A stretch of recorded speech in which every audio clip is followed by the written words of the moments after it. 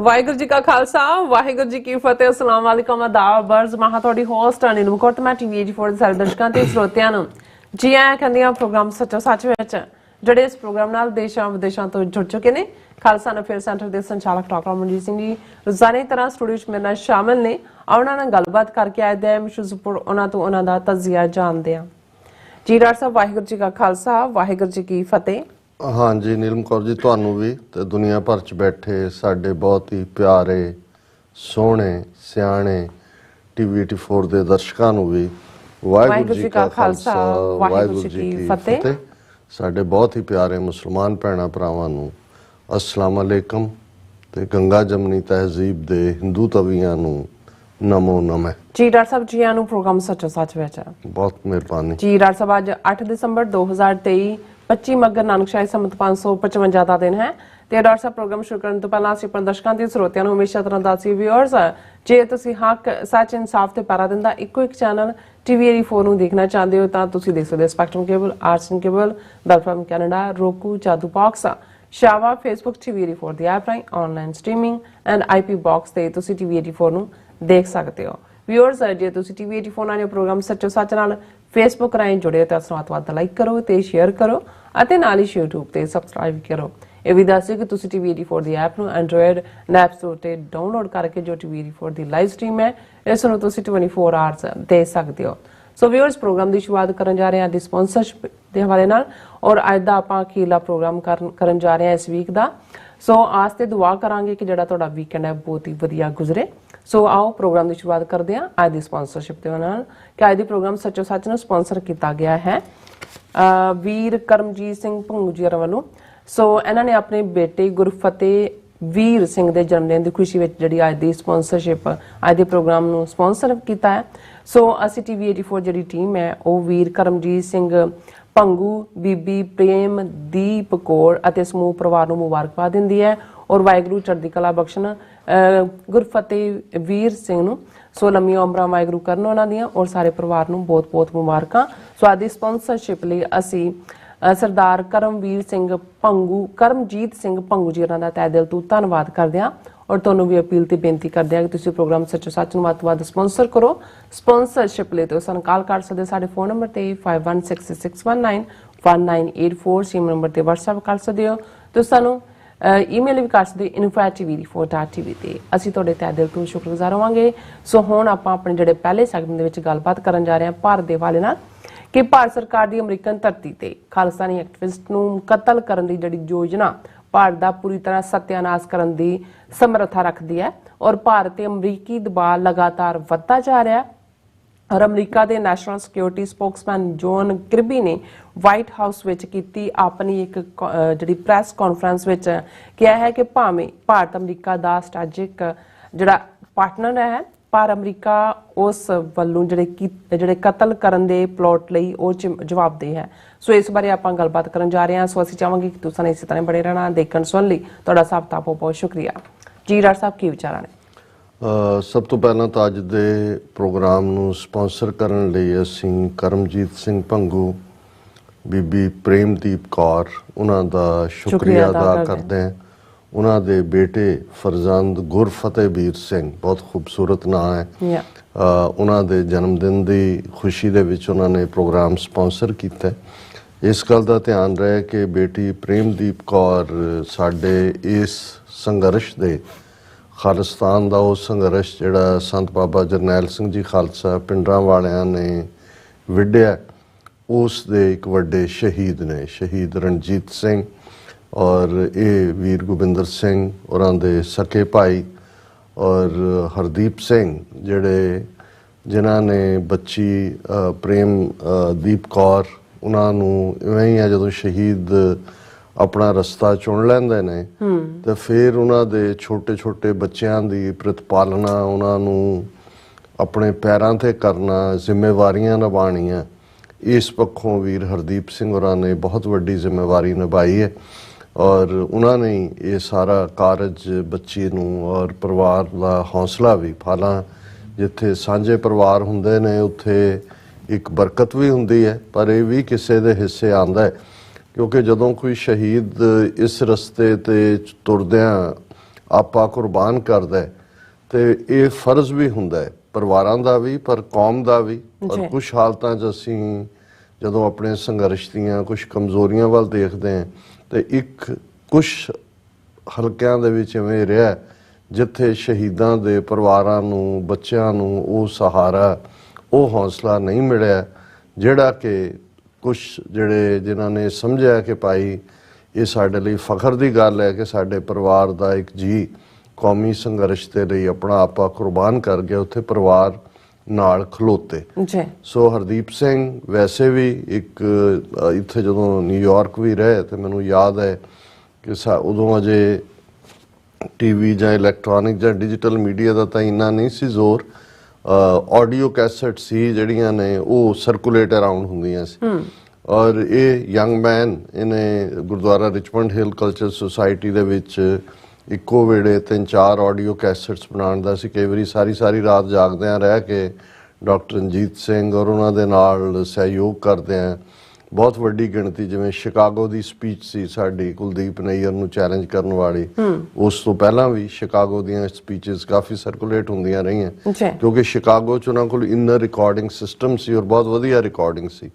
ਸੋ ਫਿਰ ਹਰਦੀਪ ਸਿੰਘ ਨੇ ਕਾਮਯਾਬੀ ਦੇ ਨਾਲ ਆਪਣੇ ਚਾਚਾ ਜੀ ਨੂੰ ਜੁਆਇਨ ਕੀਤਾ, ਗੋਵਿੰਦਰ ਸਿੰਘ ਹੋਰਾਂ ਨੂੰ ਬੈਟਲ ਕ੍ਰੀਕ ਮਿਸ਼ੀਗਨ ਗਏ, ਹੁਣ ਡੈਲਸ 'ਚ ਆਪਣੀ ਕਾਮਯਾਬ ਬਿਜ਼ਨਸ ਜਿਹੜੀ ਹੈ ਉਹ ਪੰਮ ਅਸੀਂ ਨਿਕਨੇਮ ਹੈ ਪਰਵਿੰਦਰ ਸਿੰਘ ਜਵਨ ਦਾ, ਉਹਨਾਂ ਦੇ ਨਾਲ ਕਰਦੇ ਨੇ ਔਰ TV 84 ਦੇ ਖੈਰ ਖੁਆਹ ਐਡਮਾਇਰਰ ਨੇ। ਔਰ ਉਹਨਾਂ ਨੇ ਆਪਣੀ ਧਰਤੀ ਨੂੰ ਭੁਲਾਇਆ ਨਹੀਂ ਹੈ ਜਿੱਥੇ ਉਹਨਾਂ ਨੇ ਪਰਿਵਾਰਕ ਜ਼ਿੰਮੇਵਾਰੀਆਂ ਬੜੀਆਂ ਬਾਖੂਬੀ ਨਿਭਾਈਆਂ, ਉੱਥੇ ਹੁਣ ਵੀ ਉਹਨਾਂ ਦਾ ਸਪੋਰਟਸ ਦੇ ਵਿੱਚ ਇੰਟਰਸਟ ਹੈ। ਪਿੰਡ ਦੇ ਵਿੱਚ ਕਬੱਡੀ ਔਰ ਦੂਸਰੀਆਂ ਖੇਡਾਂ, ਇਹ ਵੀ ਇੱਕ ਤਰੀਕਾ ਹੁੰਦਾ। ਜਦੋਂ ਵੀ ਜਿਨ੍ਹਾਂ ਪਿੰਡਾਂ 'ਚੋਂ ਕੋਈ ਬੰਦੇ ਬਾਹਰ ਨਿਕਲੇ ਨੇ ਉਹ ਜਦੋਂ ਵਾਪਸ ਆਪਣੀ ਉਸ ਧਰਤੀ ਦੇ ਉੱਤੇ ਕੁਛ ਨਾ ਕੁਛ ਐਕਟੀਵਿਟੀ ਕਰਦੇ ਨੇ, ਕੁਛ ਨਾ ਕੁਛ ਜਿਹੜਾ ਉਹਨੂੰ ਕੰਟਰੀਬਿਊਟ ਕਰਦੇ ਨੇ ਤੇ ਇਹ ਵੀ ਓਵਰਆਲ ਉਸ ਕਲਚਰ ਦੀ ਅਮੀਰੀ ਦੇ ਵਿੱਚ ਇੱਕ ਵੱਡਾ ਯੋਗਦਾਨ ਹੁੰਦਾ ਹੈ। ਔਰ ਇਸੇ ਤਰ੍ਹਾਂ ਕਰਮਜੀਤ ਸਿੰਘ ਭੰਗੂ ਜਦੋਂ ਅਸੀਂ ਲਾਸਟ ਵਿਜ਼ਿਟ ਵੇਲੇ ਗਏ ਆ ਕੇ ਮਿਲੇ, ਬੜਾ ਹੋਣਹਾਰ ਨੌਜਵਾਨ ਹੈ, ਪੰਥਕ ਭਾਵਨਾ ਹੈ ਔਰ ਅਸੀਂ ਸਮਝਦੇ ਹਾਂ ਕਿ ਇਹ ਸ਼ਹੀਦਾਂ ਦੇ ਪਰਿਵਾਰਾਂ ਦੇ ਅੱਗੋਂ ਜਿੱਥੇ ਜਿੱਥੇ ਰਿਸ਼ਤੇ ਜੁੜਦੇ ਨੇ ਇਹ ਇੱਕ ਲੈਗੇਸੀ ਹੈ, ਇਹ ਇੱਕ ਉਹ ਕੰਟੀਨਿਊਟੀ ਹੈ ਜਿਨ੍ਹਾਂ ਚੋਂ ਸਾਡੀ ਜਿਹੜੀ ਹੈ ਸੰਘਰਸ਼ ਦੀ ਜ਼ਿੰਦਗੀ ਵੀ ਨਿਕਲਦੀ ਹੈ ਔਰ ਫਖਰ ਵੀ ਨਿਕਲਦਾ ਹੈ। ਔਰ ਅਸੀਂ ਜਿੱਥੇ ਬੇਟਾ ਗੁਰਫਤਿਹਵੀਰ ਸਿੰਘ ਦੇ ਜਨਮ ਦਿਨ ਦੇ ਉੱਤੇ ਸਮੁੱਚੇ ਪਰਿਵਾਰ ਨੂੰ ਮੁਬਾਰਕਬਾਦ ਦਿੰਦੇ ਹਾਂ, ਉੱਥੇ ਕਾਮਨਾ ਵੀ ਕਰਦੇ ਹਾਂ ਕਿ ਵੀਰ ਕਰਮਜੀਤ ਸਿੰਘ, ਪ੍ਰੇਮਦੀਪ ਕੌਰ ਇਵੇਂ ਹੀ ਪੰਥ ਪ੍ਰਸਤੀ ਔਰ ਗੁਰੂ ਦੇ ਨਾਲ ਪਿਆਰ ਔਰ ਸਿੱਖੀ ਜੀਵਨ ਵੱਲ ਜਿਹੜਾ ਉਹ ਪੇਸ਼ਕਦਮੀ ਕਰਨ ਔਰ ਉਹਨਾਂ ਵੈਲਿਊਜ਼ ਦੇ ਵਿੱਚ ਹੀ ਬੇਟੇ ਗੁਰਫਤਿਹਵੀਰ ਸਿੰਘ ਨੂੰ ਪ੍ਰਤਪਾਲਨਾ ਹੋਏਗੀ। ਆਲਰੇਡੀ ਬਹੁਤ ਚੰਗਾ ਮਾਹੌਲ ਹੈ ਨਾ, ਕਿਉਂਕਿ ਸਾਡੇ ਨਾਲ ਤਾਂ ਨਿਊਯਾਰਕ ਤੋਂ ਲੈ ਕੇ ਫਿਰ ਡਾਲਸ ਤੱਕ ਪਰਿਵਾਰਕ ਸੰਬੰਧ ਨੇ ਤੇ ਮਹਾਰਾਜ ਚੜ੍ਹਦੀ ਕਲਾ ਦੇਣ। ਇਹ ਵੀ ਅਸੀਂ ਦੱਸਦੇ ਹੀ ਜਿਵੇਂ ਕੱਲ ਅਸੀਂ ਮੈਂਸ਼ਨ ਕੀਤਾ ਸੀ ਕਿ ਡਾਕਟਰ ਇਕਦਾਰ ਕਰਾਮਤ ਚੀਮਾ ਜਿਹੜੇ ਨੇ ਉਹ ਯੂਨਾਈਟਿਡ ਨੇਸ਼ਨਸ 'ਚ ਜੈਨੋਸਾਈਡ ਕਾਨਫਰੰਸ ਵੀ ਜਿਹੜੀ 10 ਦਸੰਬਰ ਨੂੰ ਐਟਰੀਬਿਊਟਡ ਹੁੰਦੀ ਹੈ ਤੇ ਇੰਟਰਨੈਸ਼ਨਲ ਹਿਊਮਨ ਰਾਈਟਸ ਡੇ ਦੇ ਤੌਰ ਤੇ ਵੀ ਪਾਰਟਿਸਿਪੇਸ਼ਨ ਲਈ ਆਏ ਨੇ। ਕੱਲ ਸ਼ਾਮ ਉਹਨਾਂ ਨਾਲ ਵਕਤ ਗੁਜ਼ਾਰਨ ਦਾ ਮੌਕਾ ਮਿਲਿਆ ਔਰ ਅੱਜ ਉਹ ਸਪੈਸ਼ਲੀ ਸਾਡੇ ਸਟੂਡੀਓ ਆਏ ਔਰ ਉਹਨਾਂ ਨਾਲ ਅਮਰਵੀਰ ਸਿੰਘ ਹੋਰਾਂ ਨੇ ਇੱਕ ਪੂਰਾ ਸੈਸ਼ਨ ਜਿਹੜਾ ਜੋ ਟਰਾਂਸਨੈਸ਼ਨਲ ਰਿਪਰੈਸ਼ਨ ਹੈ ਜਾਂ ਯੂਨਾਈਟਿਡ ਨੇਸ਼ਨਸ ਦੇ ਵਿੱਚ ਕੀ ਕਾਰਗੁਜ਼ਾਰੀ ਹੈ ਉਸ ਸੰਬੰਧੀ ਜਿਹੜੀ ਹੈ ਉਹ ਗੁਫ਼ਤਗੂ ਕਰਨੀ ਹੈ। ਔਰ ਇਹ ਆਲਰੇਡੀ ਜਿਉਂ ਹੀ ਇਹ ਪ੍ਰੋਗਰਾਮ ਸਾਡਾ ਖਤਮ ਹੁੰਦਾ ਹੈ ਫਿਰ ਨਿਊਜ਼ ਹੁੰਦੀਆਂ ਨੇ ਤੇ 9:30 ਵਜੇ ਜਿਹੜੀ ਗੁਫ਼ਤਗੂ ਉਹਨਾਂ ਦੀ ਡਾਕਟਰ ਚੀਮਾ ਨਾਲ ਹੈ ਉਹ ਟੈਲੀਕਾਸਟ ਹੋਏਗੀ। ਸੋ ਦਰਸ਼ਕ ਸਾਡੇ ਜੁੜੇ ਰਹਿਣ। ਔਰ ਹੁਣ ਅਸੀਂ ਗੱਲ ਕਰਦੇ ਹਾਂ ਕਿਉਂਕਿ ਅੱਜ ਕੱਲ੍ਹ ਜੇ ਕੋਈ ਟੌਪਿਕ ਆਫ ਡਿਸਕਸ਼ਨ ਹੈ, ਇਕੱਲਾ ਇਹੀ ਨਹੀਂ ਕਿ ਸਾਡੇ ਪ੍ਰੋਗਰਾਮ ਦੇ 2-3 ਸੈਗਮੈਂਟ ਆਲਮੋਸਟ ਇਸ ਨੂੰ ਸਮਰਪਿਤ ਹੁੰਦੇ ਨੇ। ਜੇ ਤੁਸੀਂ ਭਾਰਤ ਦਾ ਮੀਡੀਆ, ਹਾਲਾਂ ਉਹ ਮਾਹਿਰ ਨੇ ਕਿ ਖਬਰਾਂ ਨੂੰ ਗਾਇਬ ਕਰ ਦੇਣ, ਪਰ ਇਸ ਵੇਲੇ ਇਹ ਜਿਹੜਾ ਇਹਨਾਂ ਦਾ ਕਿਲਿੰਗ ਸਪਰੀ ਦਾ ਸਿਲਸਿਲਾ ਇਹਨਾਂ ਨੇ ਸ਼ੁਰੂ ਕੀਤਾ ਅਜੀਤ ਡੋਵਲ, ਦਿਨਕਰ ਗੁਪਤਾ ਦੀ ਕਮਾਂਡ ਥੱਲੇ ਔਰ ਪਿਛਲਾ ਰਾਜ ਚੀਫ ਸਾਮੰਤ ਗੋਇਲ ਜਿਸ ਹੱਦ ਤੱਕ ਇਹਨੂੰ ਲੈ ਗਿਆ। ਹਾਲਾਂਕਿ ਸਮੰਤ ਗੋਇਲ 30 ਜੂਨ ਨੂੰ ਰਿਟਾਇਰ ਹੋਇਆ, ਲੇਕਿਨ ਜਿਸ ਅੰਦਾਜ਼ ਦੇ ਵਿੱਚ ਜਿਹੜੀ 15 ਸਫ਼ਿਆਂ ਦੀ ਇੰਡਾਈਟਮੈਂਟ ਨਿਊਯਾਰਕ ਕੋਰਟ ਵਿੱਚ ਹੈ ਔਰ ਉਹਦੇ 'ਚ ਇਹ finish this before end of June, ਤੇ ਫਿਰ ਅਸੀਂ ਦੇਖਦੇ ਹਾਂ ਕਿ ਵੀ ਇਹ ਸਮੰਤ ਗੋਇਲ ਆਪਣੇ ਟੋਪੀ ਦੇ ਉੱਤੇ, ਜਿਹੜਾ ਹਿੰਦੂਤਵੀ ਟੋਪੀ ਨਾਗਪੁਰੀ ਦੇ ਉੱਤੇ ਇੱਕ ਵੱਡਾ ਮੋਰ ਖੰਭ ਲਾ ਰਿਹਾ ਸੀ ਕਿ ਵੀ ਮੈਂ ਰਿਟਾਇਰ ਹੋਣ ਤੋਂ ਪਹਿਲੇ ਬਾਹਰ ਸਾਰੇ ਖਾਲਿਸਤਾਨੀ ਐਕਟਿਵਿਸਟ ਦਾ ਸਫਾਇਆ ਕਰ ਦਿੱਤਾ ਹੈ। ਪਰ ਸ਼ਾਇਦ ਇਹ ਭੁੱਲ ਜਾਂਦੇ ਨੇ ਜਿਹੜੇ ਤਾਕਤ ਦੇ ਨਸ਼ੇ ਚੰਨੇ ਹੁੰਦੇ ਨੇ ਕਿ ਅਕਾਲ ਪੁਰਖ ਦਾ ਆਪਣਾ ਜਸਟਿਸ ਸਿਸਟਮ ਹੈ, ਔਰ ਇਹ ਜਦੋਂ ਅੱਤ ਹੁੰਦੀ ਹੈ ਤੇ ਫਿਰ ਰੱਬੀ ਕਹਿਰ ਜਿਹੜਾ ਹੈ ਉਹਨਾਂ ਉਹ ਸੱਤ ਦਾ ਜਿਹੜਾ ਹੈ ਉਹ ਉਸ ਨੂੰ ਟਿਕਾਣੇ ਲਾਉਂਦਾ।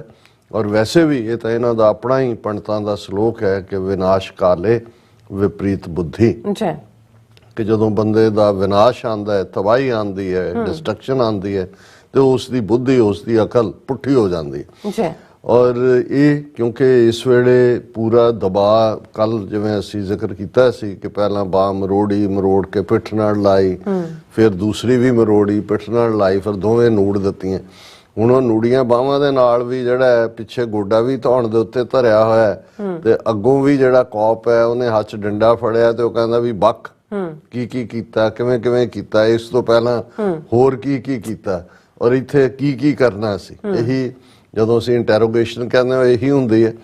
ਔਰ ਇਸ ਵੇਲੇ ਜਿਸ ਲੈਵਲ ਦਾ ਦਬਾਅ ਅਮਰੀਕਾ ਨੇ ਬਣਾਇਆ ਹੋਇਆ, ਔਰ ਅਸੀਂ ਕੱਲ ਜਿਹੜਾ ਸਾਰਾ ਜ਼ਿਕਰ ਕੀਤਾ ਮੈਂ ਉਹਨੂੰ ਦੁਹਰਾਵਾਂਗਾ ਨਹੀਂ, ਕਿ ਆਲਰੇਡੀ 11 ਦਸੰਬਰ ਨੂੰ FBI ਦੇ ਮੁਖੀ ਜਿਹੜੇ ਨੇ ਉਹ ਜਾ ਰਹੇ ਨੇ ਭਾਰਤ। ਉਸ ਤੋਂ ਪਹਿਲਾਂ ਨੰਬਰ 2 ਮੈਨ ਡਿਪਟੀ ਨੈਸ਼ਨਲ ਸਿਕਿਉਰਿਟੀ ਦਾ ਉਹ ਆਲਰੇਡੀ ਸੀ, ਔਰ ਉਸ ਤੋਂ ਪਹਿਲਾਂ ਜੂਨ ਤੋਂ ਲੈ ਕੇ, ਜਦੋਂ ਕਿ ਜੂਨ ਦੇ ਵਿੱਚ ਇਹ ਪਲਾਟ ਐਕਸਪੋਜ਼ ਹੁੰਦਾ ਹੈ, 29 ਜੂਨ ਨੂੰ ਜਿਹੜਾ ਨਿਖਲ ਗੁਪਤਾ ਹੈ ਉਸ ਨੂੰ ਗ੍ਰਿਫਤਾਰ ਕਰ ਲਿਆ ਜਾਂਦਾ ਚੈਕ ਰਿਪਬਲਿਕ 'ਚ।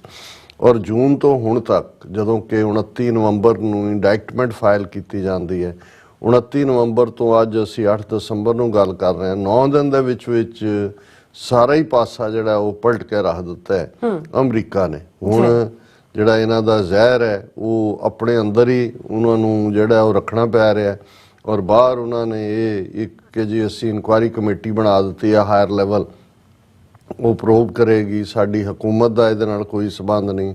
ਕੱਲ ਜੈ ਸ਼ੰਕਰ ਜਦੋਂ ਰਾਜ ਸਭਾ ਦੇ ਵਿੱਚ ਵੀ ਸਵਾਲਾਂ ਦੇ ਜਵਾਬ ਦੇ ਰਿਹਾ ਸੀ, ਤੇ ਉਹ ਜਿਵੇਂ ਇੱਕ ਜਿਸ ਨੂੰ ਕ੍ਰੋਨਿਕ ਕਨਸਟੀਪੇਸ਼ਨ ਹੁੰਦੀ ਹੈ ਉਸ ਕਿਸਮ ਦੀ ਉਹਦੀ ਸ਼ਕਲ ਔਰ ਮੂੰਹ ਚੋਂ ਗੱਲ ਨਹੀਂ ਸੀ ਨਿਕਲ ਰਹੀ।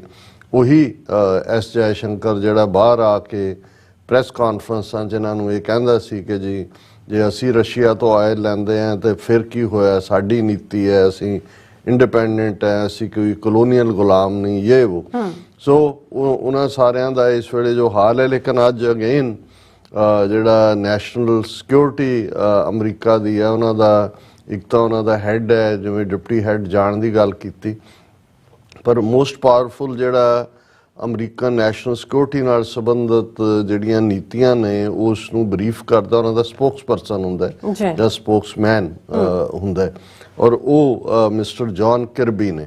ਸੋ ਜੌਨ ਕਿਰਬੀ ਨੇ ਬੀਤੇ ਕੱਲ ਪ੍ਰੈਸ ਕਾਨਫਰੰਸ ਵਾਈਟ ਹਾਊਸ 'ਚ ਕੀਤੀ, ਔਰ ਜਦੋਂ ਇਹ ਸਵਾਲ ਆਇਆ ਕਿ ਵੀ ਦੇਖੋ ਇੰਡੀਆ ਦਾ ਤਾਂ ਇੰਨਾ ਇੰਪੋਰਟੈਂਟ ਹੈ, ਸਟ੍ਰੈਟੇਜਿਕ ਪਾਰਟਨਰ ਹੈ ਅਮਰੀਕਾ ਦਾ, ਕੁਆਡ ਦਾ ਮੈਂਬਰ ਹੈ, ਔਰ ਦੂਸਰਾ ਤੇ ਇਹ ਜਿਹੜੀ ਜੋ ਚੱਲ ਰਿਹਾ ਹੈ ਮਰਡਰ ਪਲਾਟ ਜੋ ਅਨਕਵਰ ਕੀਤਾ ਅਮਰੀਕਨ ਡਿਪਾਰਟਮੈਂਟ ਆਫ ਜਸਟਿਸ ਨੇ, ਜ਼ਾਹਰ ਹੈ ਕਿ ਉਸ ਦੇ ਵਿੱਚ ਡਰੱਗ ਐਨਫੋਰਸਮੈਂਟ ਐਡਮਿਨਿਸਟ੍ਰੇਸ਼ਨ ਔਰ FBI ਇਹ ਦੋਨਾਂ ਨੇ ਹੀ ਉਹਨੂੰ ਅਨਫੋਲਡ ਕੀਤਾ ਵੀ ਇਹਦਾ ਕੀ ਅਸਰ ਹੋਏਗਾ, ਕੀ ਇਹ ਭਾਰਤ ਅਮਰੀਕਾ ਸੰਬੰਧਾਂ ਨੂੰ ਕਿੱਥੋਂ ਤੱਕ ਪ੍ਰਭਾਵਿਤ ਕਰੇਗਾ।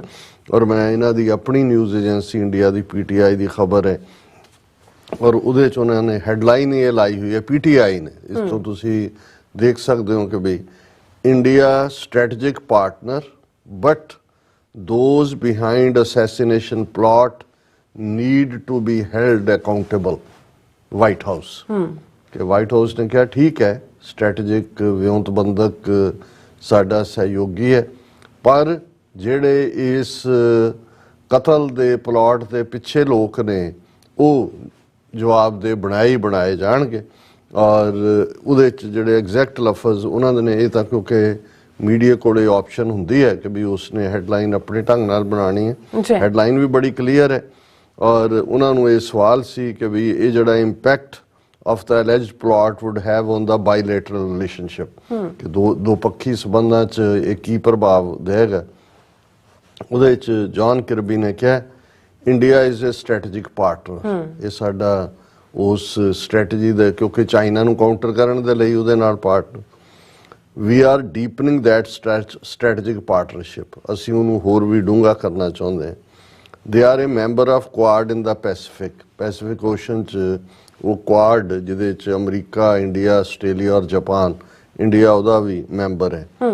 ਵੀ participate with them on a range of issues and we want to see that continued unabated, ਅਸੀਂ ਬਹੁਤ ਸਾਰੇ ਇਸ਼ੂਜ਼ ਦੇ ਵਿੱਚ ਉਹਨਾਂ ਦੇ ਨਾਲ ਤਾਵਨ ਕਰਦੇ ਹਾਂ ਔਰ ਅਸੀਂ ਚਾਹੁੰਦੇ ਹਾਂ ਕਿ ਇਹ ਤਾਵਨ ਇਵੇਂ ਹੀ ਜਾਰੀ ਰਹੇ। ਦੈਟ ਸੈਡ, ਕਹਿੰਦੇ ਵੀ ਇਹ ਤਾਂ ਜੋ ਮੈਂ ਗੱਲ ਕਿਹਾ ਇਹ ਹੋਇਆ। At the same time we certainly recognize the seriousness of these allegations ਕਿ ਇਹ ਜਿਹੜੇ ਇਲਜ਼ਾਮ ਨੇ ਭਾਰਤ ਦੇ ਉੱਤੇ, ਇਹ ਬਹੁਤ ਗੰਭੀਰ ਇਲਜ਼ਾਮ ਨੇ। ਫਿਰ ਉਹ ਇੱਥੇ ਨਹੀਂ ਰੁਕੇ, ਉਹਨਾਂ ਨੇ ਕਿਹਾ ਕਿ ਭਾਈ ਇਹ ਜਿਹੜਾ ਹੈ we want it fully investigated and those responsible to be held properly accountable, ਅਸੀਂ ਇਹ ਚਾਹੁੰਦੇ ਹਾਂ ਕਿ ਵੀ ਇਸ ਦੀ ਪੂਰੀ ਪੜਤਾਲ ਹੋਏ ਔਰ ਜਿਹੜੇ ਇਸ ਦੇ ਲਈ ਜ਼ਿੰਮੇਵਾਰ ਨੇ ਉਹਨਾਂ ਨੂੰ ਜਵਾਬਦੇਹ ਬਣਾਇਆ ਜਾਏ। ਕਿਉਂਕਿ ਇਸ ਤੋਂ ਪਹਿਲਾਂ ਜਿਹੜਾ ਨੰਬਰ 2 ਮੈਨ ਉੱਥੇ ਗਿਆ, ਉਹਨੇ ਕਿਹਾ ਵੀ ਅਸੀਂ ਤਾਂ ਵੇਟ ਕਰ ਰਹੇ ਹਾਂ ਕਿ ਜਿਹੜੀ ਹਾਈ ਲੈਵਲ ਇਨਕੁਆਇਰੀ ਹੈ ਉਹਦਾ ਕੀ ਨਤੀਜਾ ਨਿਕਲਦਾ। ਜਿਹੜੇ ਇਹ ਕਹਿੰਦੇ ਨੇ ਜੇ ਅਸੀਂ ਇਨਕੁਆਇਰੀ ਸੈੱਟ ਕੀਤੀ, ਜਦੋਂ ਅਮਰੀਕਾ 'ਚ ਟਰਾਇਲ 'ਚ ਤਾਂ ਉਹ ਜਾਏਗਾ ਹੀ। ਉਹ ਹੁਣ ਜੇ ਅਮਰੀਕਨ ਵਾਈਟ ਹਾਊਸ ਵੀ ਚਾਹੇ ਤਾਂ ਉਹ ਟਰਾਇਲ ਜਿਹੜਾ ਇੰਡਾਇਕਟਮੈਂਟ ਉਹਨੂੰ ਰੋਕ ਨਹੀਂ ਸਕਦਾ। ਇੱਥੇ ਜੁਡੀਸ਼ਰੀ ਦੀ ਇੰਡੀਪੈਂਡੈਂਸ ਹੈ ਔਰ ਇਸ ਦੇ ਉੱਤੇ ਉਹਨਾਂ ਨੇ ਕਿਹਾ ਕਿ ਵੀ ਉਹਨਾਂ ਨੇ we want it fully investigated and those responsible to be held properly accountable. It is under active investigation. We have said that we are glad that our Indian counterparts are taking it seriously and doing that. We want those responsible for these attacks to be held fully accountable, but I won't get ahead of an investigation that is not complete. Kirby, ਹੁਣ ਇੱਕ ਸਵਾਲ ਦੇ ਜਵਾਬ 'ਚ ਇੰਨਾ ਲੰਬਾ answer ਨਹੀਂ ਹੁੰਦਾ ਕਦੇ ਵੀ। ਉਹਨੇ ਪਹਿਲਾਂ ਤਾਂ ਕਿਹਾ ਕਿ ਜੀ ਉਹ ਕੁਆਡ ਦੇ ਵੀ ਨੇ, ਸਟ੍ਰੈਟੇਜਿਕ ਪਾਰਟਨਰ ਵੀ ਨੇ, ਅਸੀਂ ਚਾਹੁੰਦੇ ਹਾਂ ਡੂੰਘਾ, ਪਰ ਜੋ ਇਹ ਕਰਤੂਤ ਕੀਤੀ ਹੈ ਇਹ ਅਨਫੋਰਗਿਵੇਬਲ ਹੈ। ਅਸੀਂ ਵੇਟ ਕਰ ਰਹੇ ਹਾਂ ਔਰ ਅਖੀਰ 'ਚ ਵੀ ਉਹਨਾਂ ਨੇ ਇਹੀ ਕਿਹਾ ਕਿ ਭਾਈ ਹੁਣ ਕਿਉਂਕਿ ਇੰਡੀਆ ਇਨਵੈਸਟੀਗੇਸ਼ਨ ਕਰ ਰਿਹਾ, ਜਿਵੇਂ ਉਹਨਾਂ ਨੇ ਸਾਨੂੰ ਕਿਹਾ, ਅਸੀਂ ਖੁਸ਼ ਹਾਂ ਕਿ ਵੀ ਉਹ ਇਵੇਂ ਕਰ ਰਹੇ ਨੇ, ਪਰ ਅਸੀਂ ਵੀ want those responsible for these attacks to be held fully accountable. ਇਹ ਨਹੀਂ ਹੈ ਇਕੱਲਾ ਫੁੱਲੀ, ਪੂਰੀ ਤਰ੍ਹਾਂ ਜਵਾਬਦੇਹ ਹੋਣ।